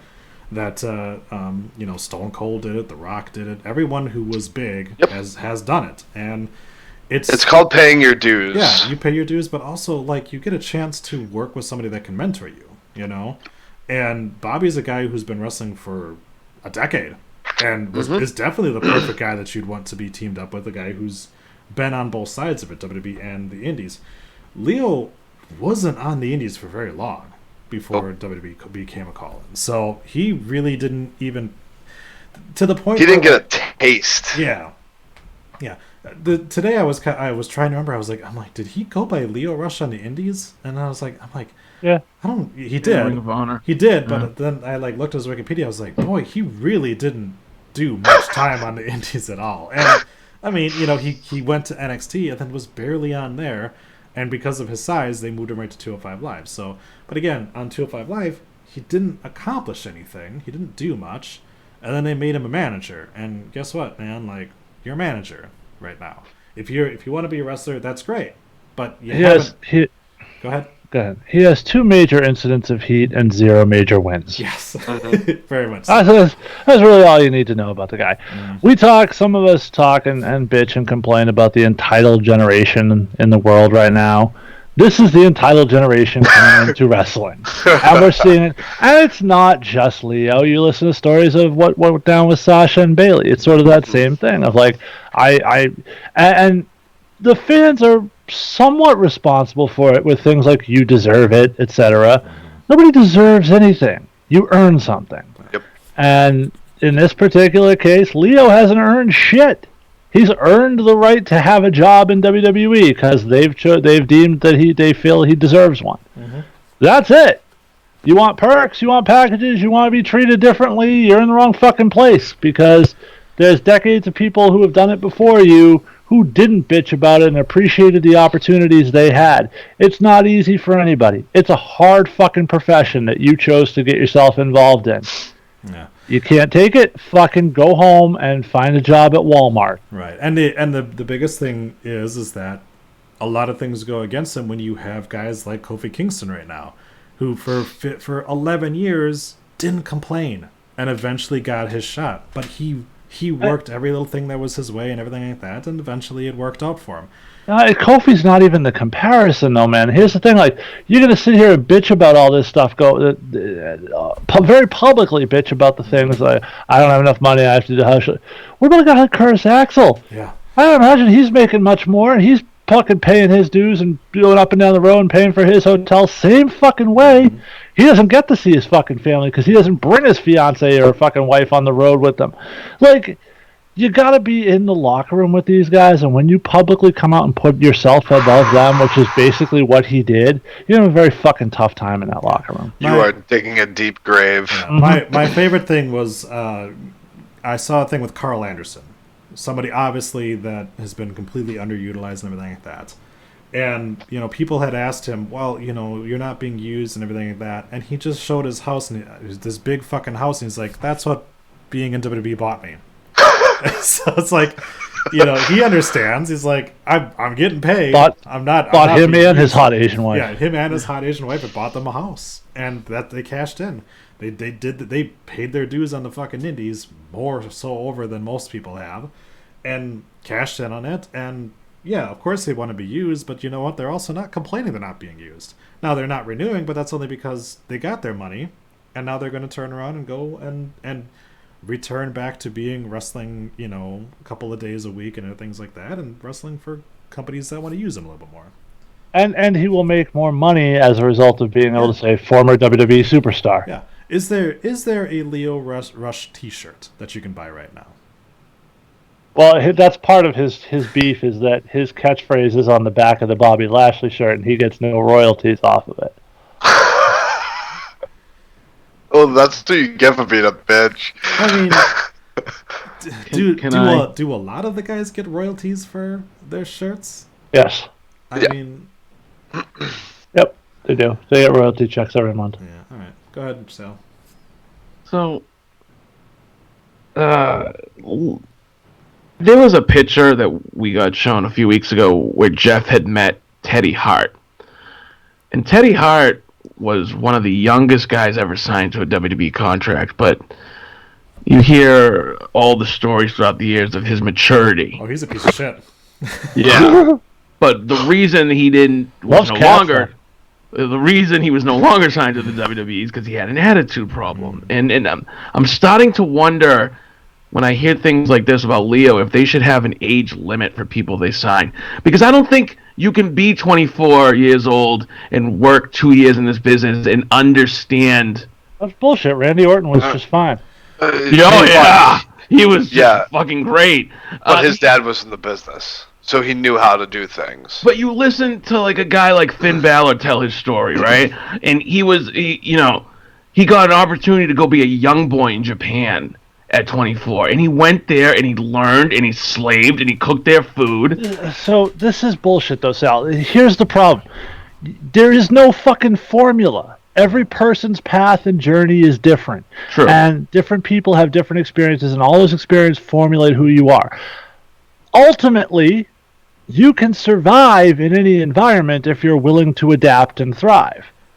If you go into a different environment and demand that the environment change for you, guess what? Doesn't matter what fucking environment it is, you're gonna fucking die in that environment. Yeah, you gotta think of it the same way as like an NBA or NFL draft. They're all the same age, so they get bigger. And some guys are Matt Leinart, who turn around and party themselves out of the league, and other guys are like Peyton Manning, who get drafted at age 20, 21, and wind up having a fucking successful career and are able to handle their shit. Paige was signed to the WWE when she was young. She handled her shit. She got a little fucking bumpy there in the middle, but that was a different. Well, no, we just found out about shit she did at the beginning. Right, exactly. Right. But again, Paige also got involved with a known piece of shit that probably almost killed her at different points. Right. So. Yes. Todd Sopel, was it? Good on Todd Sopel. But yeah, you have to look at it case by case, and Lio Rush. That's where she caught the clap. Lio Rush just can't handle his business right now. I mean, look at Drew McIntyre. Drew McIntyre had a bad fucking attitude. He got fired, and I was gonna say by his own admission, he said he wasn't ready for the spot he was given back when he was in the same thing with Kenny Omega and Tommaso Ciampa. Those guys have also. I was gonna say Tommaso is a great example. Those guys also turned around. They had these WWE contracts, stuff like that. Realized they squandered it, and they were better off for it now. And maybe that's what needs to happen to Lio. Maybe he needs. I was gonna say, for all in agreement, they should just fire him. They should just fire him. Yeah, because he's not going to make it any better. Or I wouldn't say fire him, but have somebody pull him aside and be like, "Hey, listen, they tried with Mark. That's what they did with the tweet about Asuka and Emma." Do you want to know what the comparison for Lio Rush is? It's Enzo Amore. Yeah. Yeah. Okay, get him out. Yeah. Guy whose mouth just keeps running his mouth. His very overinflated sense of what he's actually worth into the product, and will probably flame out. And they'll continue to do what they did with Enzo. They'll try to find a way to make something out of him. They'll stick him on 205 Live. They may even put the fucking Cruiserweight Championship on him. But ultimately, he's either going to adapt or he's going to die in that environment, like I said. Yeah. And again, I mean, at least Enzo was over with the crowd. Leo's not really over with the crowd. So no, Lio. I will say, as a fan, from what I can see, Lio is talented. He's got talent. He's got speed. Yeah. But that you're absolutely right when you say he hasn't done shit. Yeah. In his you know who else has talent? Who's a piece of shit? Joel Embiid.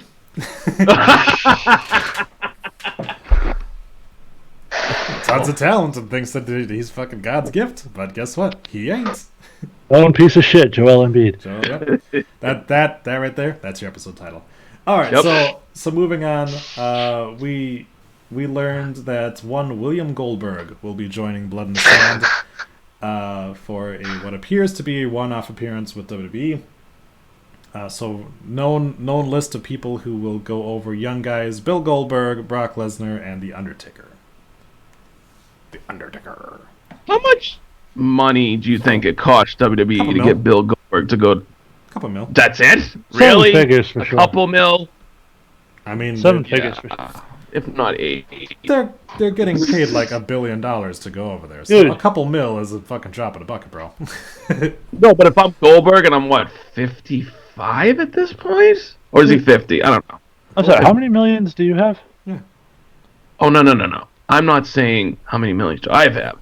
I'm saying if I'm How many Bill millions Goldberg, do you think Goldberg has? You do understand that this guy's that's still... all right. He has other adventures outside of wrestling. Yes, he hasn't worked consistently in the wrestling business in over a decade, right? Yeah, but when they brought him back, I'm sure they paid him a very pretty penny. They did. Well, I'm sure they did. And they're paying him for one appearance.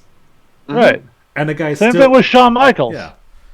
Oh no, they backed up the Brinks truck for Shawn. I mean, he said it himself pretty much. And you know what they paid him? Probably a couple mil. Right. So I don't understand why.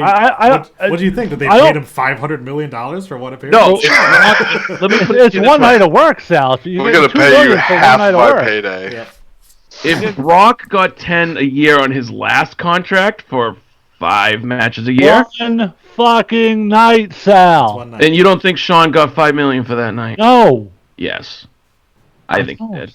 Shawn fucking Michaels to come out of retirement and go to Saudi they had to have Arabia? given him $1 million for one night of work is one of the largest paydays in the history of professional wrestling. Who got that? Probably Shawn Michaels. I think it was Shawn Michaels and Taker. I don't know. I'm saying Shawn got more. We'll never know how much Goldberg's getting to go over there. But like you said, definitely 7 figures. Yeah, it's 7 figures, whether it's 1 or 2 million, but it's not much more than that. Do you think their safety comes into play, though, considering you're going to a place like Saudi Arabia? It's not, I mean... Yes. Shawn Michaels was paid $3 million to appear at Crown Jewel. I said 5, so it was 3. All right, 3. So how much money do you think they're paying Bill Goldberg? A couple mil? Paying Gilbert? Yeah, they should pay Goldberg. Yeah. So exactly what I said they were paying him? A couple They'll pay mil? him $2 million, but he has to have that match with Chris Jericho finally. Goddamn, pal. Yeah. And again, I mean, also, like, Bill Goldberg still gets royalty checks from WCW days. Like, people still buy that shit, and he still gets money from the WWE Network from them putting WCW. Dude, he gets a lot of money from other stuff. He's on NASCAR stuff. He's on TV on like the Food Network. Like, and they're going to pay him $2 million to be there for one night. The beauty of podcasting with Sal is Sal will argue with you and then give perfect reasons why your case is like totally legitimate. Yeah, you're agreeing with me. But you were saying like Bill Goldberg needed money to like he hasn't worked in a long time. Whatever they're gonna give him, he'll take. No, I don't think he has to do that. Who the fuck said that? Said that. You said that. I said that. I slightly took it that way as well. Thank you. Who said that? Well, you did. Sal's kind of blowing it a little out of proportion, but you guys almost made it sound like he was comfortable, but he could use a couple extra mil. I'm sorry. Whoa. I'm sorry. I don't care if you're fucking Bill Gates. If someone goes up to you and says, I'll give you $1 million for one night of work, guess what? You're fucking doing it. I'll suck a dick for a mil. Dude, I'll suck a dick for $100. You'll suck a dick for a cheeseburger, Ginger. Jesus Christ. I got these cheeseburgers, man. Wait, so you said you don't care who they are? That if someone's giving you a couple mil, you'll do it for one night of work? Yes. So if Cody Rhodes called Hunter and was like, hey, Triple H, I'll give you $2 million to show up at Double or Nothing and cut Different a promo. story. You'd think he would do it. Yes. Different Would story. he do it? Yes. He's contractually prevented from doing it. That's a fucking horrible comparison, my man. If Hunter were not employed by WWE, abso-fucking-lutely. Oh yeah. No, but that's what I mean. There's certain things that either okay. What the fuck do you mean? I can't follow it. I'm not sure what you mean because it's the same argument. Because he said anybody, and I'm saying no. There's certain circumstances that it doesn't matter how much money you throw at somebody, they're not going to. Yeah, if it's fucking illegal for you to appear, you won't do it. Yeah, and Saudi Arabia is borderline illegal because they fucking kill women over there, dude. So if I'm Bill Goldberg, I'm really thinking about that. Do I really need that money? That's right here. Wait. Yes. So you're saying that in America they never kill women? Oh no. You're saying that in America they never kill gay people or black people or just random in people. New York, a 14-year-old girl just got raped by her bus driver and he got 0 jail time. Oh my god. So let's back down off that high horse because Saudi Arabia is bad, so is America. And guess Saudi Arabia is probably a lot worse. Saudi Arabia is also less pretentious about pretending they're not. That's true. At least they are what they are, and they're open about it. So let's be fair here, because you're saying that Bill Goldberg should turn down WWE giving him money to appear in Saudi Arabia because they kill people, but yet Vince McMahon assisted in covering up a murder of a woman in a hotel room because one of his wrestlers pretended to be a savage and couldn't speak English. So I'm trying to figure out what you feel is too much of a bad person to not accept money from. Vince is a bad person. We know that. Okay, so Bill Goldberg has already accepted money from Vince McMahon. He's going to do it again. Doesn't matter that in the back end, we're not talking about Paige. In the back end, that a couple people in Saudi Arabia gave him money. Wait a minute. Hold on. We have a guy like Sami Zayn on the roster. Hold on. Who was not getting the payday Bill Goldberg was getting, and he refused to go. Right, and he was allowed to not go. He was also not going to be allowed in the country. Yes, that's true. So that made that decision a lot easier. Yeah. 2 things on the side. Big Kane says $1 million for CM Punk to run in and GTS Shane McMahon at Money in the Bank. Sure, fucking CM Punk would probably take that, especially with his legal fees at the moment. And then Smathers says Saudi Arabia kills gay people in the streets. They are worse. Let me introduce you, sir, to West Texas, where they drag gay people by their cars in the middle of the streets until they die. Yep. So again.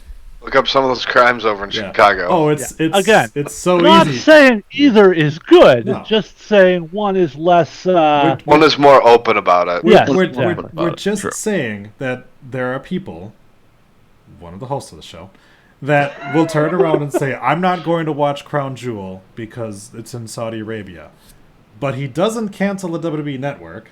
He doesn't stop buying T-shirts from WWE. He doesn't stop watching watching their weekly program. And going to their events, which is this, you're still supporting them. You're also, every single one of us right now are probably wearing shirts made in China. Right. Who kill young girls because they're not boys. Okay? Sweatshops too. So let's not try to pretend that we're this fucking pillar of excellence here, and let's say that everyone in the world is shit. And get off our high horses. If you tell me I don't want to watch Crown Jewel because I think it's going to be shit, that's fine. That's a perfectly acceptable reason not to watch it. But if you tell me you're not going to watch Crown Jewel because of the fact that it takes place in Saudi Arabia, get off your high horse and get over yourself. Did you watch Crown Jewel last year? Yes. When it was live? Yes. Okay. Did I watch The Greatest Royal Rumble when it was live? Yes. I did not because I'm not necessarily for any high horse reason, just because these fucking things are always shitty. And it's like a Friday at like 12 o'clock. Yeah, that is a perfectly acceptable reason. That's a perfect reason to say, hey, I don't want to watch it because I think it's going to be shit. That's fine. Yes, Judge. Smathers, hold on, can I just get to Smathers because he did post a response to what we said and said it's illegal in Texas, it's applauded and legal in Arabia. To which I say there are plenty of corners in this country where it's very wildly applauded. And as far as it being illegal, it being illegal and actually prosecuting people for doing it are two very, very fucking different things. Go ahead, Ginger. Can I say that I hate the fact that Bill Goldberg is coming back again? That's all. Then that's a perfectly acceptable thing. Is it because he's Jewish? Nope. Hold on, I just realized they're sending the big Jew over to Saudi Arabia. Holy shit! But no, not till just now. Wow. It's dumb. They should have just left it at when he lost to Brock. That should have been it. Right, but again, I mean, they're putting on a show for people who are paying a lot of fucking money, and yes, and Bill Goldberg Ginger, was requested. It's basically a sold show. Yeah, it's a sold show. It's not a so the person paying for the show gets to fucking choose who they want on the show. Yeah, it's like if your local indie promotion were running a fucking birthday party for your kid. It's like, okay, who do you want? I get this, but I'm just saying, as a fan, I hate the fact that they're bringing Bill Goldberg. Right. Don't watch it, and it will never happen. I'll still watch it. No, but what I'm saying is if it bothers you, don't watch it, and it will have never happened, because it's not canon for the TV show. It's not. That'll be my bathroom break match. Hence why I have never seen Shawn Michaels wrestle since 26. Same here. Yep. I don't care to. And it's not necessarily because of what happens in Saudi Arabia, but no, I don't want him I don't care if it was in fucking Canada. I don't really want him to take a payday for a half-ass match 30 years later past his prime. I do. If you told me tomorrow at WrestleMania or at Money in the Bank we're going to have Shawn Michaels versus AJ Styles, I'm fucking there. Eyeballs glued to the fucking TV. Absolutely. If you tell me you got Shawn Michaels and Triple H versus Kane and Undertaker, I'm fucking taking a shit or finding something else to do. Because who gives a... Yeah, exact. And that's true. I guess it does depend on the opponent. And we don't know, by the way, who Goldberg will be fighting, or has that been announced? Nope. That's Kofi Kingston. Nope. Nothing's been announced yet on any of the matches that is going to take place there or what anybody's facing or anything like that. So one final thing before we get to our main event. If you feel that you need to get up on your high horse and turn around and not watch the show, just know it doesn't matter. Because they don't care about the ratings for that because it's a paid show. They already got their money. They don't care if you watch it or not. Right. Well, it's sort of I don't like either of these candidates, so I'm not going to vote. Well, okay, that doesn't really impact anything that happens. Yeah. So you just threw away. So your little peaceful protest of not watching it doesn't do anything. You want to do something? Go fucking donate some money to women's shelter or something like that. If you really want to fucking protest that they're going to Saudi Arabia, do something useful. Not bitch about it online and not watch a fucking TV program. There was a time when I was dating my wife back in the day where we were in the car and she said something, we were fighting and I was pissed off at her. And she pulls up at the gas station and she goes to give me hers before we were married. She goes to give me her card to fill up her gas tank for her. And I was like, fuck that. I just pulled out my card and I just fucking spent a bunch of my money and that didn't prove my point at all. And that's sort of the same thing. It's like you're just fucking taking away from your own shit to sort of try to prove a point to somebody who's not going to get the point, so it doesn't fucking matter. Right. So, because of the fact that we didn't have any better idea, I figured for our main event this week, we would each take a turn on fixing... Titties! No, we did that at the start of the show. We would all take a turn on fixing the WWE's tag team divisions. So we obviously talked about something... Yeah, that's fine. We obviously I'm still introing, but yes, you can go right after I'm done introing. So I brought it up at the beginning of the show during our Perfect 10, the issues that we had on both sides of it. So, Jason, start us off. How do we fix Raw and SmackDown tag team divisions at this point? Just cancel them.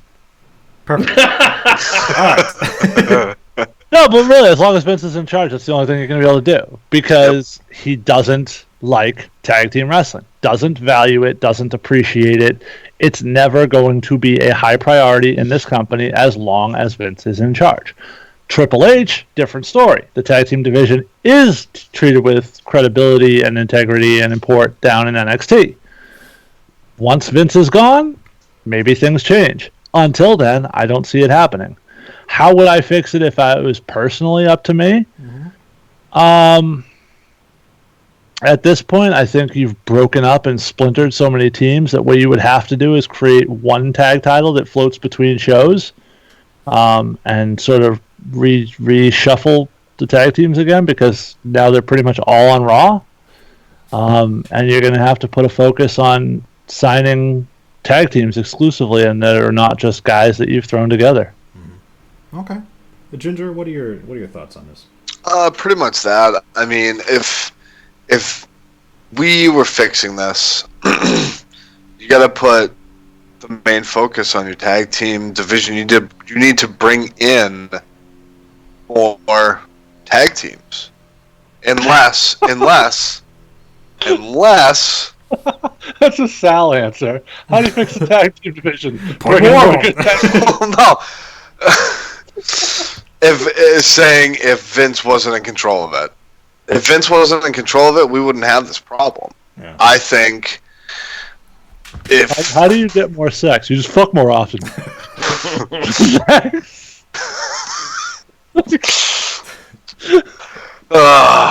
I feel like just giving up tonight. Not a strong candidates for episode titles in this one. Jesus.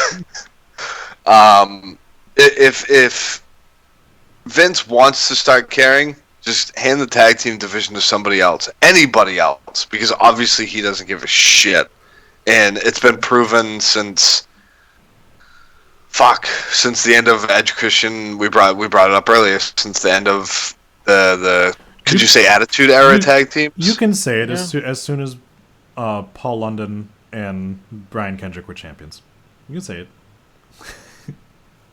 Okay. Oh, they had Ashley Massaro and brought some titties. Wow. Yeah, exactly. But they were the focal. Those two were the focal point of that tag team. For me, drop 2 more tag teams though at the same time, but bring in new people. As much sense as that makes, I know it sounds fucking stupid, but I feel like we have Heavy Machinery is the most program right now. Heavy Machinery, they are junk. They're not going to go anywhere. Who is? Heavy Machinery. Okay. They're not going to go anywhere. I disagree. I feel like you need a team like that. Exactly. I think they have a place. Yeah. But they're not going to do anything with them. Well, we haven't seen The B team were the second most recent tag team champions, and the current tag team champions are Zack Ryder and Kurt Hawkins. So please tell me how you can guarantee those fucking titles are not ending up in Heavy Machinery. Oh, by the way, they're vacant, and Heavy Machinery is one of 3 teams on the fucking show. Here's a spoiler alert: they're getting those fucking belts. Yeah. Heavy Machinery is your next SmackDown tag team champions, buddy. And they're going to beat the B team to do it, or they're going to beat 2 random fucking people they threw together, because Colognes are not making it to TV. I can guarantee you that. Well, one of them did. One of them is injured right now, so they're not even. You can't. That Shane McMahon Miz beat down. Yeah, because the other one is injured, so they're we keep counting them as a tag team. They're not currently a tag team because one of them is out injured. So there's 2 teams. There's more Colognes. Just grab another one. I would love to see fucking Carlito come back and nobody realize that it's him and not fucking Primo. They already did that on the Edge and Christian show. You think Vince knew that he did a fucking spot on one of his produced shows? Yeah, no, I'm at a loss for words here. Right. Go ahead. Ginger's giving up. Mike Smathers has said, could it survive if you put tag teams on SmackDown and the women on Raw? Okay, can I? Because you'd have to put all of the women on Raw for that to work. And there's like 90 women. That's not gonna fucking happen. All right, not 90. There's like 30, and you can't feature all 30 women on Raw. It's not gonna fucking happen. Just bring in more of them. That'll fix it. There you go. Can I give you my opinion on how to fix it? Yes. I'm looking forward to this. It's not really that, amazing or outstanding. It's kind of simple. It's what Triple H does. See, you just put a focus on it. I mean, have the Usos in the Revival go 20 minutes at Extreme Rules and build it, and don't have them have any type of physicality from now till then. And you're going to have to do it slowly. You're going to have to make these teams feel important again. And it's going to take a lot of fucking work. And I don't think you need to bring in outside people. I think you need to build who you have. You can't do anything with Cesaro and Sheamus anymore, because obviously Sheamus is hurt. He has a concussion. If you want to build heavy machinery, sure, but make them. Go out there, give them fucking 20 minutes on SmackDown. Even put them against the B team. But, hey, Otis Dozovic has something with the crowd. I don't know what it is, but he seems like he could get over. They were handing out meat to women. Well, was it Ibis? You want some meat, pretty lady? If you put a focus on the teams you have, I think, and you let them tell a story, I think you could rebuild the tag team division. They don't want to. They don't want to do anything but make the Revival comedy skit, but... No. Vince doesn't want to. Okay, that being said, if you put the Revival and the Usos in the ring and let them go for 20 minutes, you're telling me they're not going to be over by the end of that match. Well, that's the thing. They already are over, but they're not. They're giving them stupid shit to do. No, I know, but I'm just like, how will you fix it? It's the only way. You're going to have to go back to the basics with these teams. Well, I mean, part of the issue right now is that we have a tag team feud on Raw that doesn't feature the Raw tag team champions. Yeah, that needs to stop too. Well, actually, that's fine. That's actually a step in the right direction when you have enough talent that you can have multiple feuds that don't necessarily have to be built around the championship. Yeah, but then you need to have multiple feuds. Nobody is feuding right now with the fucking Major Brothers. Well, right, exactly. They don't have a feud. That's the problem. Well, they're sort of dancing around the program with the War Raiders. Yeah. So. That's true. Okay. And, of course, we hope that the Viking experience wind up destroying them for good. Yes. Rip that fucking toupee off of Zack Ryder and send him right on the fucking thing. Chelsea would be so mad. I was going to say we might lose Chelsea Green that way. Well.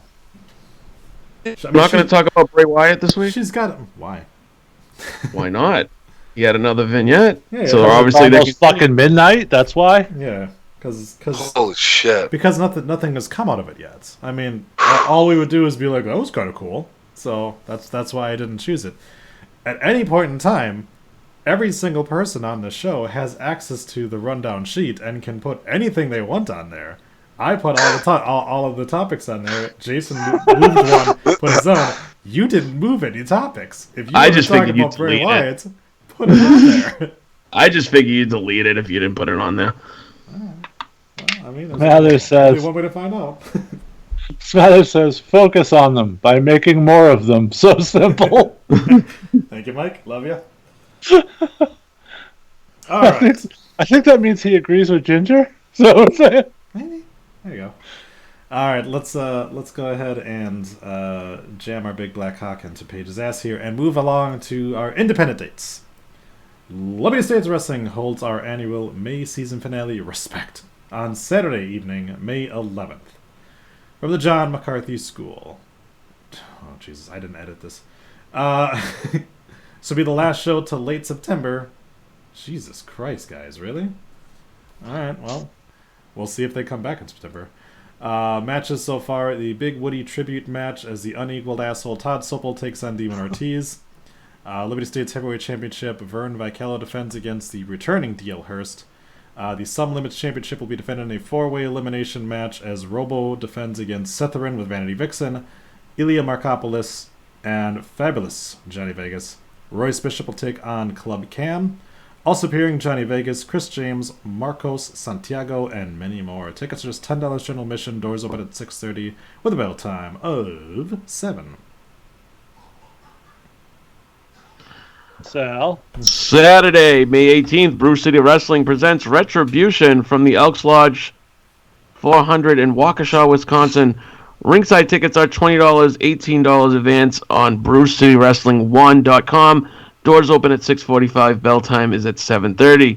See Swoggle as well as ROH Stars The Bouncers, plus the stars of BCW Live matches to be announced soon. Atlantic Pro Wrestling returns to the Newburyport Elks Lodge with another great night of wrestling action. Tickets $15 at the door, advanced general admission $12, reserved front row seats $20, reserved second row seats $15, reserved front and second row also receives early admission.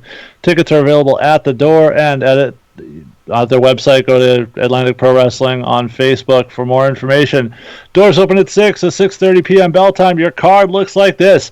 APW Heavyweight Champion Dynamite Danny Miles defends the title against number one contender Bear Bronson.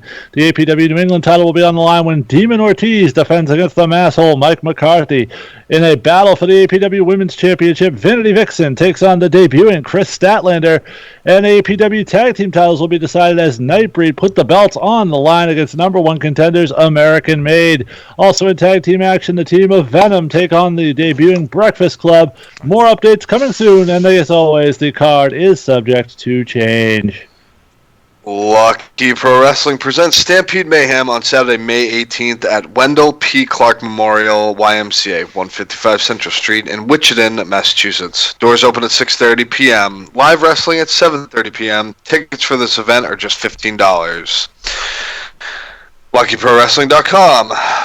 Main event in tag team action, LPW champion Vern Vicalo and Royce Bishop with Danica versus WWE legend Mr. Hughes and Kellen Thomas. There should be air quotes around that. Thomas. No, not Thomas. The WWE Proceeds help fund the Clark YMCA's Building Brighter Futures annual campaign. Scheduled to appear LPW Women's Champion Adira, Impact Wrestling's Alicia Edwards, Shay Cash, Sweat Boy Christopher James, Dan Terry, Isana, Ronnie Ribbs, Ava Everett. More to be announced except known piece of shit Todd Sopel. He won't be there. I fucking hate him. He's a fucking giant piece of shit. I don't know who put that in there, but I love you for it. Stampede Battle Royal with the winner receiving the Wichita Cup and a Hard Knocks title match at LPW Fall Frenzy on Saturday night, September 14th at the Clinton, Mass. Elks Hall. And that does it for the rundown for this Thursday, May 2nd, 2019. Please rate us and review us, and we'll read your reviews on air. You can follow us on Twitter at Rundown Network. Like us on Facebook at facebook.com/rundownwrestling. Email the show your dick pics via rundownwrestling@gmail.com. Get over to instagram.com/rundownwrestling and see pictures of our dicks. Go to youtube.com/rundownwrestling and watch our dicks live. Leave us a voicemail, 617-863-6967 at 61rundown7. We are on Patreon. Head over to patreon.com/rundownwrestling to become a patron, where, of course, you get early access to some of our shows. I know Making the Grade is currently up there, and WrestleMania Celebration will be out there soon.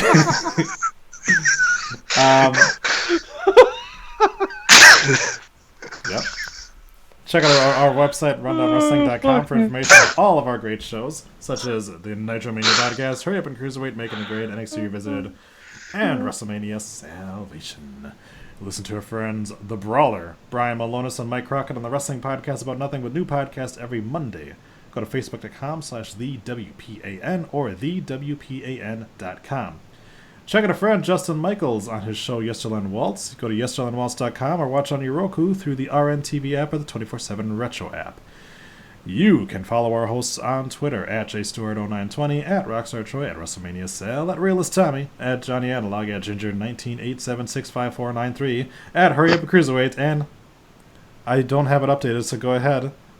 Is there one you would like to plug this week? I know you want to plug them, but is there one that you would like to plug this week? Jason, you can take the first one. No, go ahead. You guys do it. Oh, okay. At Abella_Danger and at Annabelle Peaks XX. Okay. She's amazing. All right. Awesome. Thanks to everyone for listening. Thanks to Jason. Thank you, Troy. To Sal. Thank you, Troy. And Ginger. Thanks. And thanks to Jason for being our fantastic editor and staying up late to take care of this tonight. And as always... I promise I'll leave all the stuff from before the show in. Good. Hey, you know what? It saves you time on editing. That's all I'm saying. Yeah, if you don't edit, it saves you tremendous amounts of time on editing. Yes, thank you. That's right.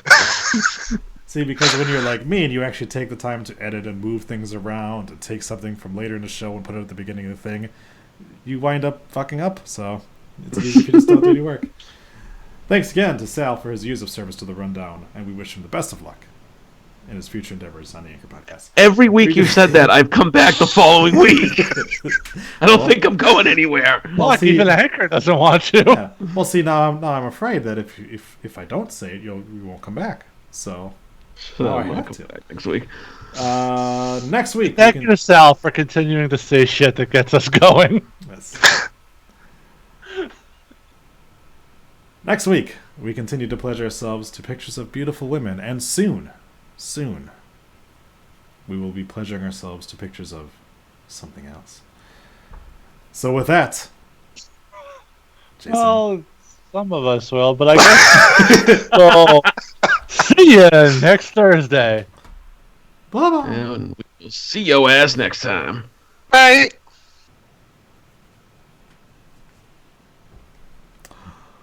This has been a production of the Rundown Wrestling Network. If you're interested in having your podcast join the Rundown Wrestling Network, please email us at rundownwrestling@gmail.com for more information. And thank you for listening. Alright. That was a thing. Yeah, that was a thing. That definitely happened. Yeah, can you edit out my take on the tag team division? I'm so tired. No, that was perfect. He never edits stuff like that. Oh my god, I'm so fucking tired. If anything, he'll enhance it. Dude, like every single one of us has had a shitty take on a show. It's fine, it happens. Well, I have every week, so Nobody's arguing that. No. It happens sometimes, man, and I get what you were trying to say. You just didn't do a good job. You have to change. I was basically saying you have to change it up a lot if people are going to get interested. That's all. Oh, I get it. Fuck it. Anything that you have left to say, Mr. Smathers, before we sign off? I'll give you a little bit of time. Thanks for joining us, Smathers. Yes. Mr. Mike Smathers. And anybody else that joined us. Big Kane and Ace Matter. Thank you both. So, how's everything sound over there, Jason? it's still rendering now. Okay.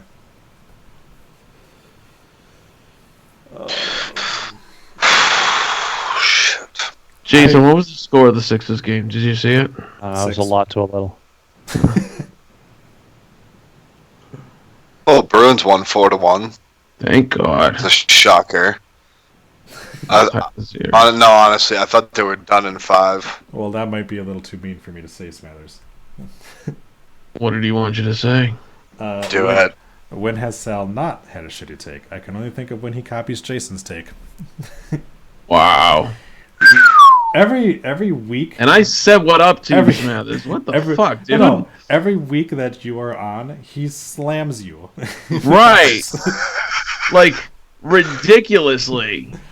Dude, what's the deal? Am I too dark for you, bro? What the hell, man? I'm telling you, man, you might be too old. Big King, yeah, we love you too. All right, everything sounds good. All right, perfect. So we are going to sign off of the YouTube here. Thank you guys for being a part of it. Here's Paige's tits before we go. All right. And end. Bye-bye.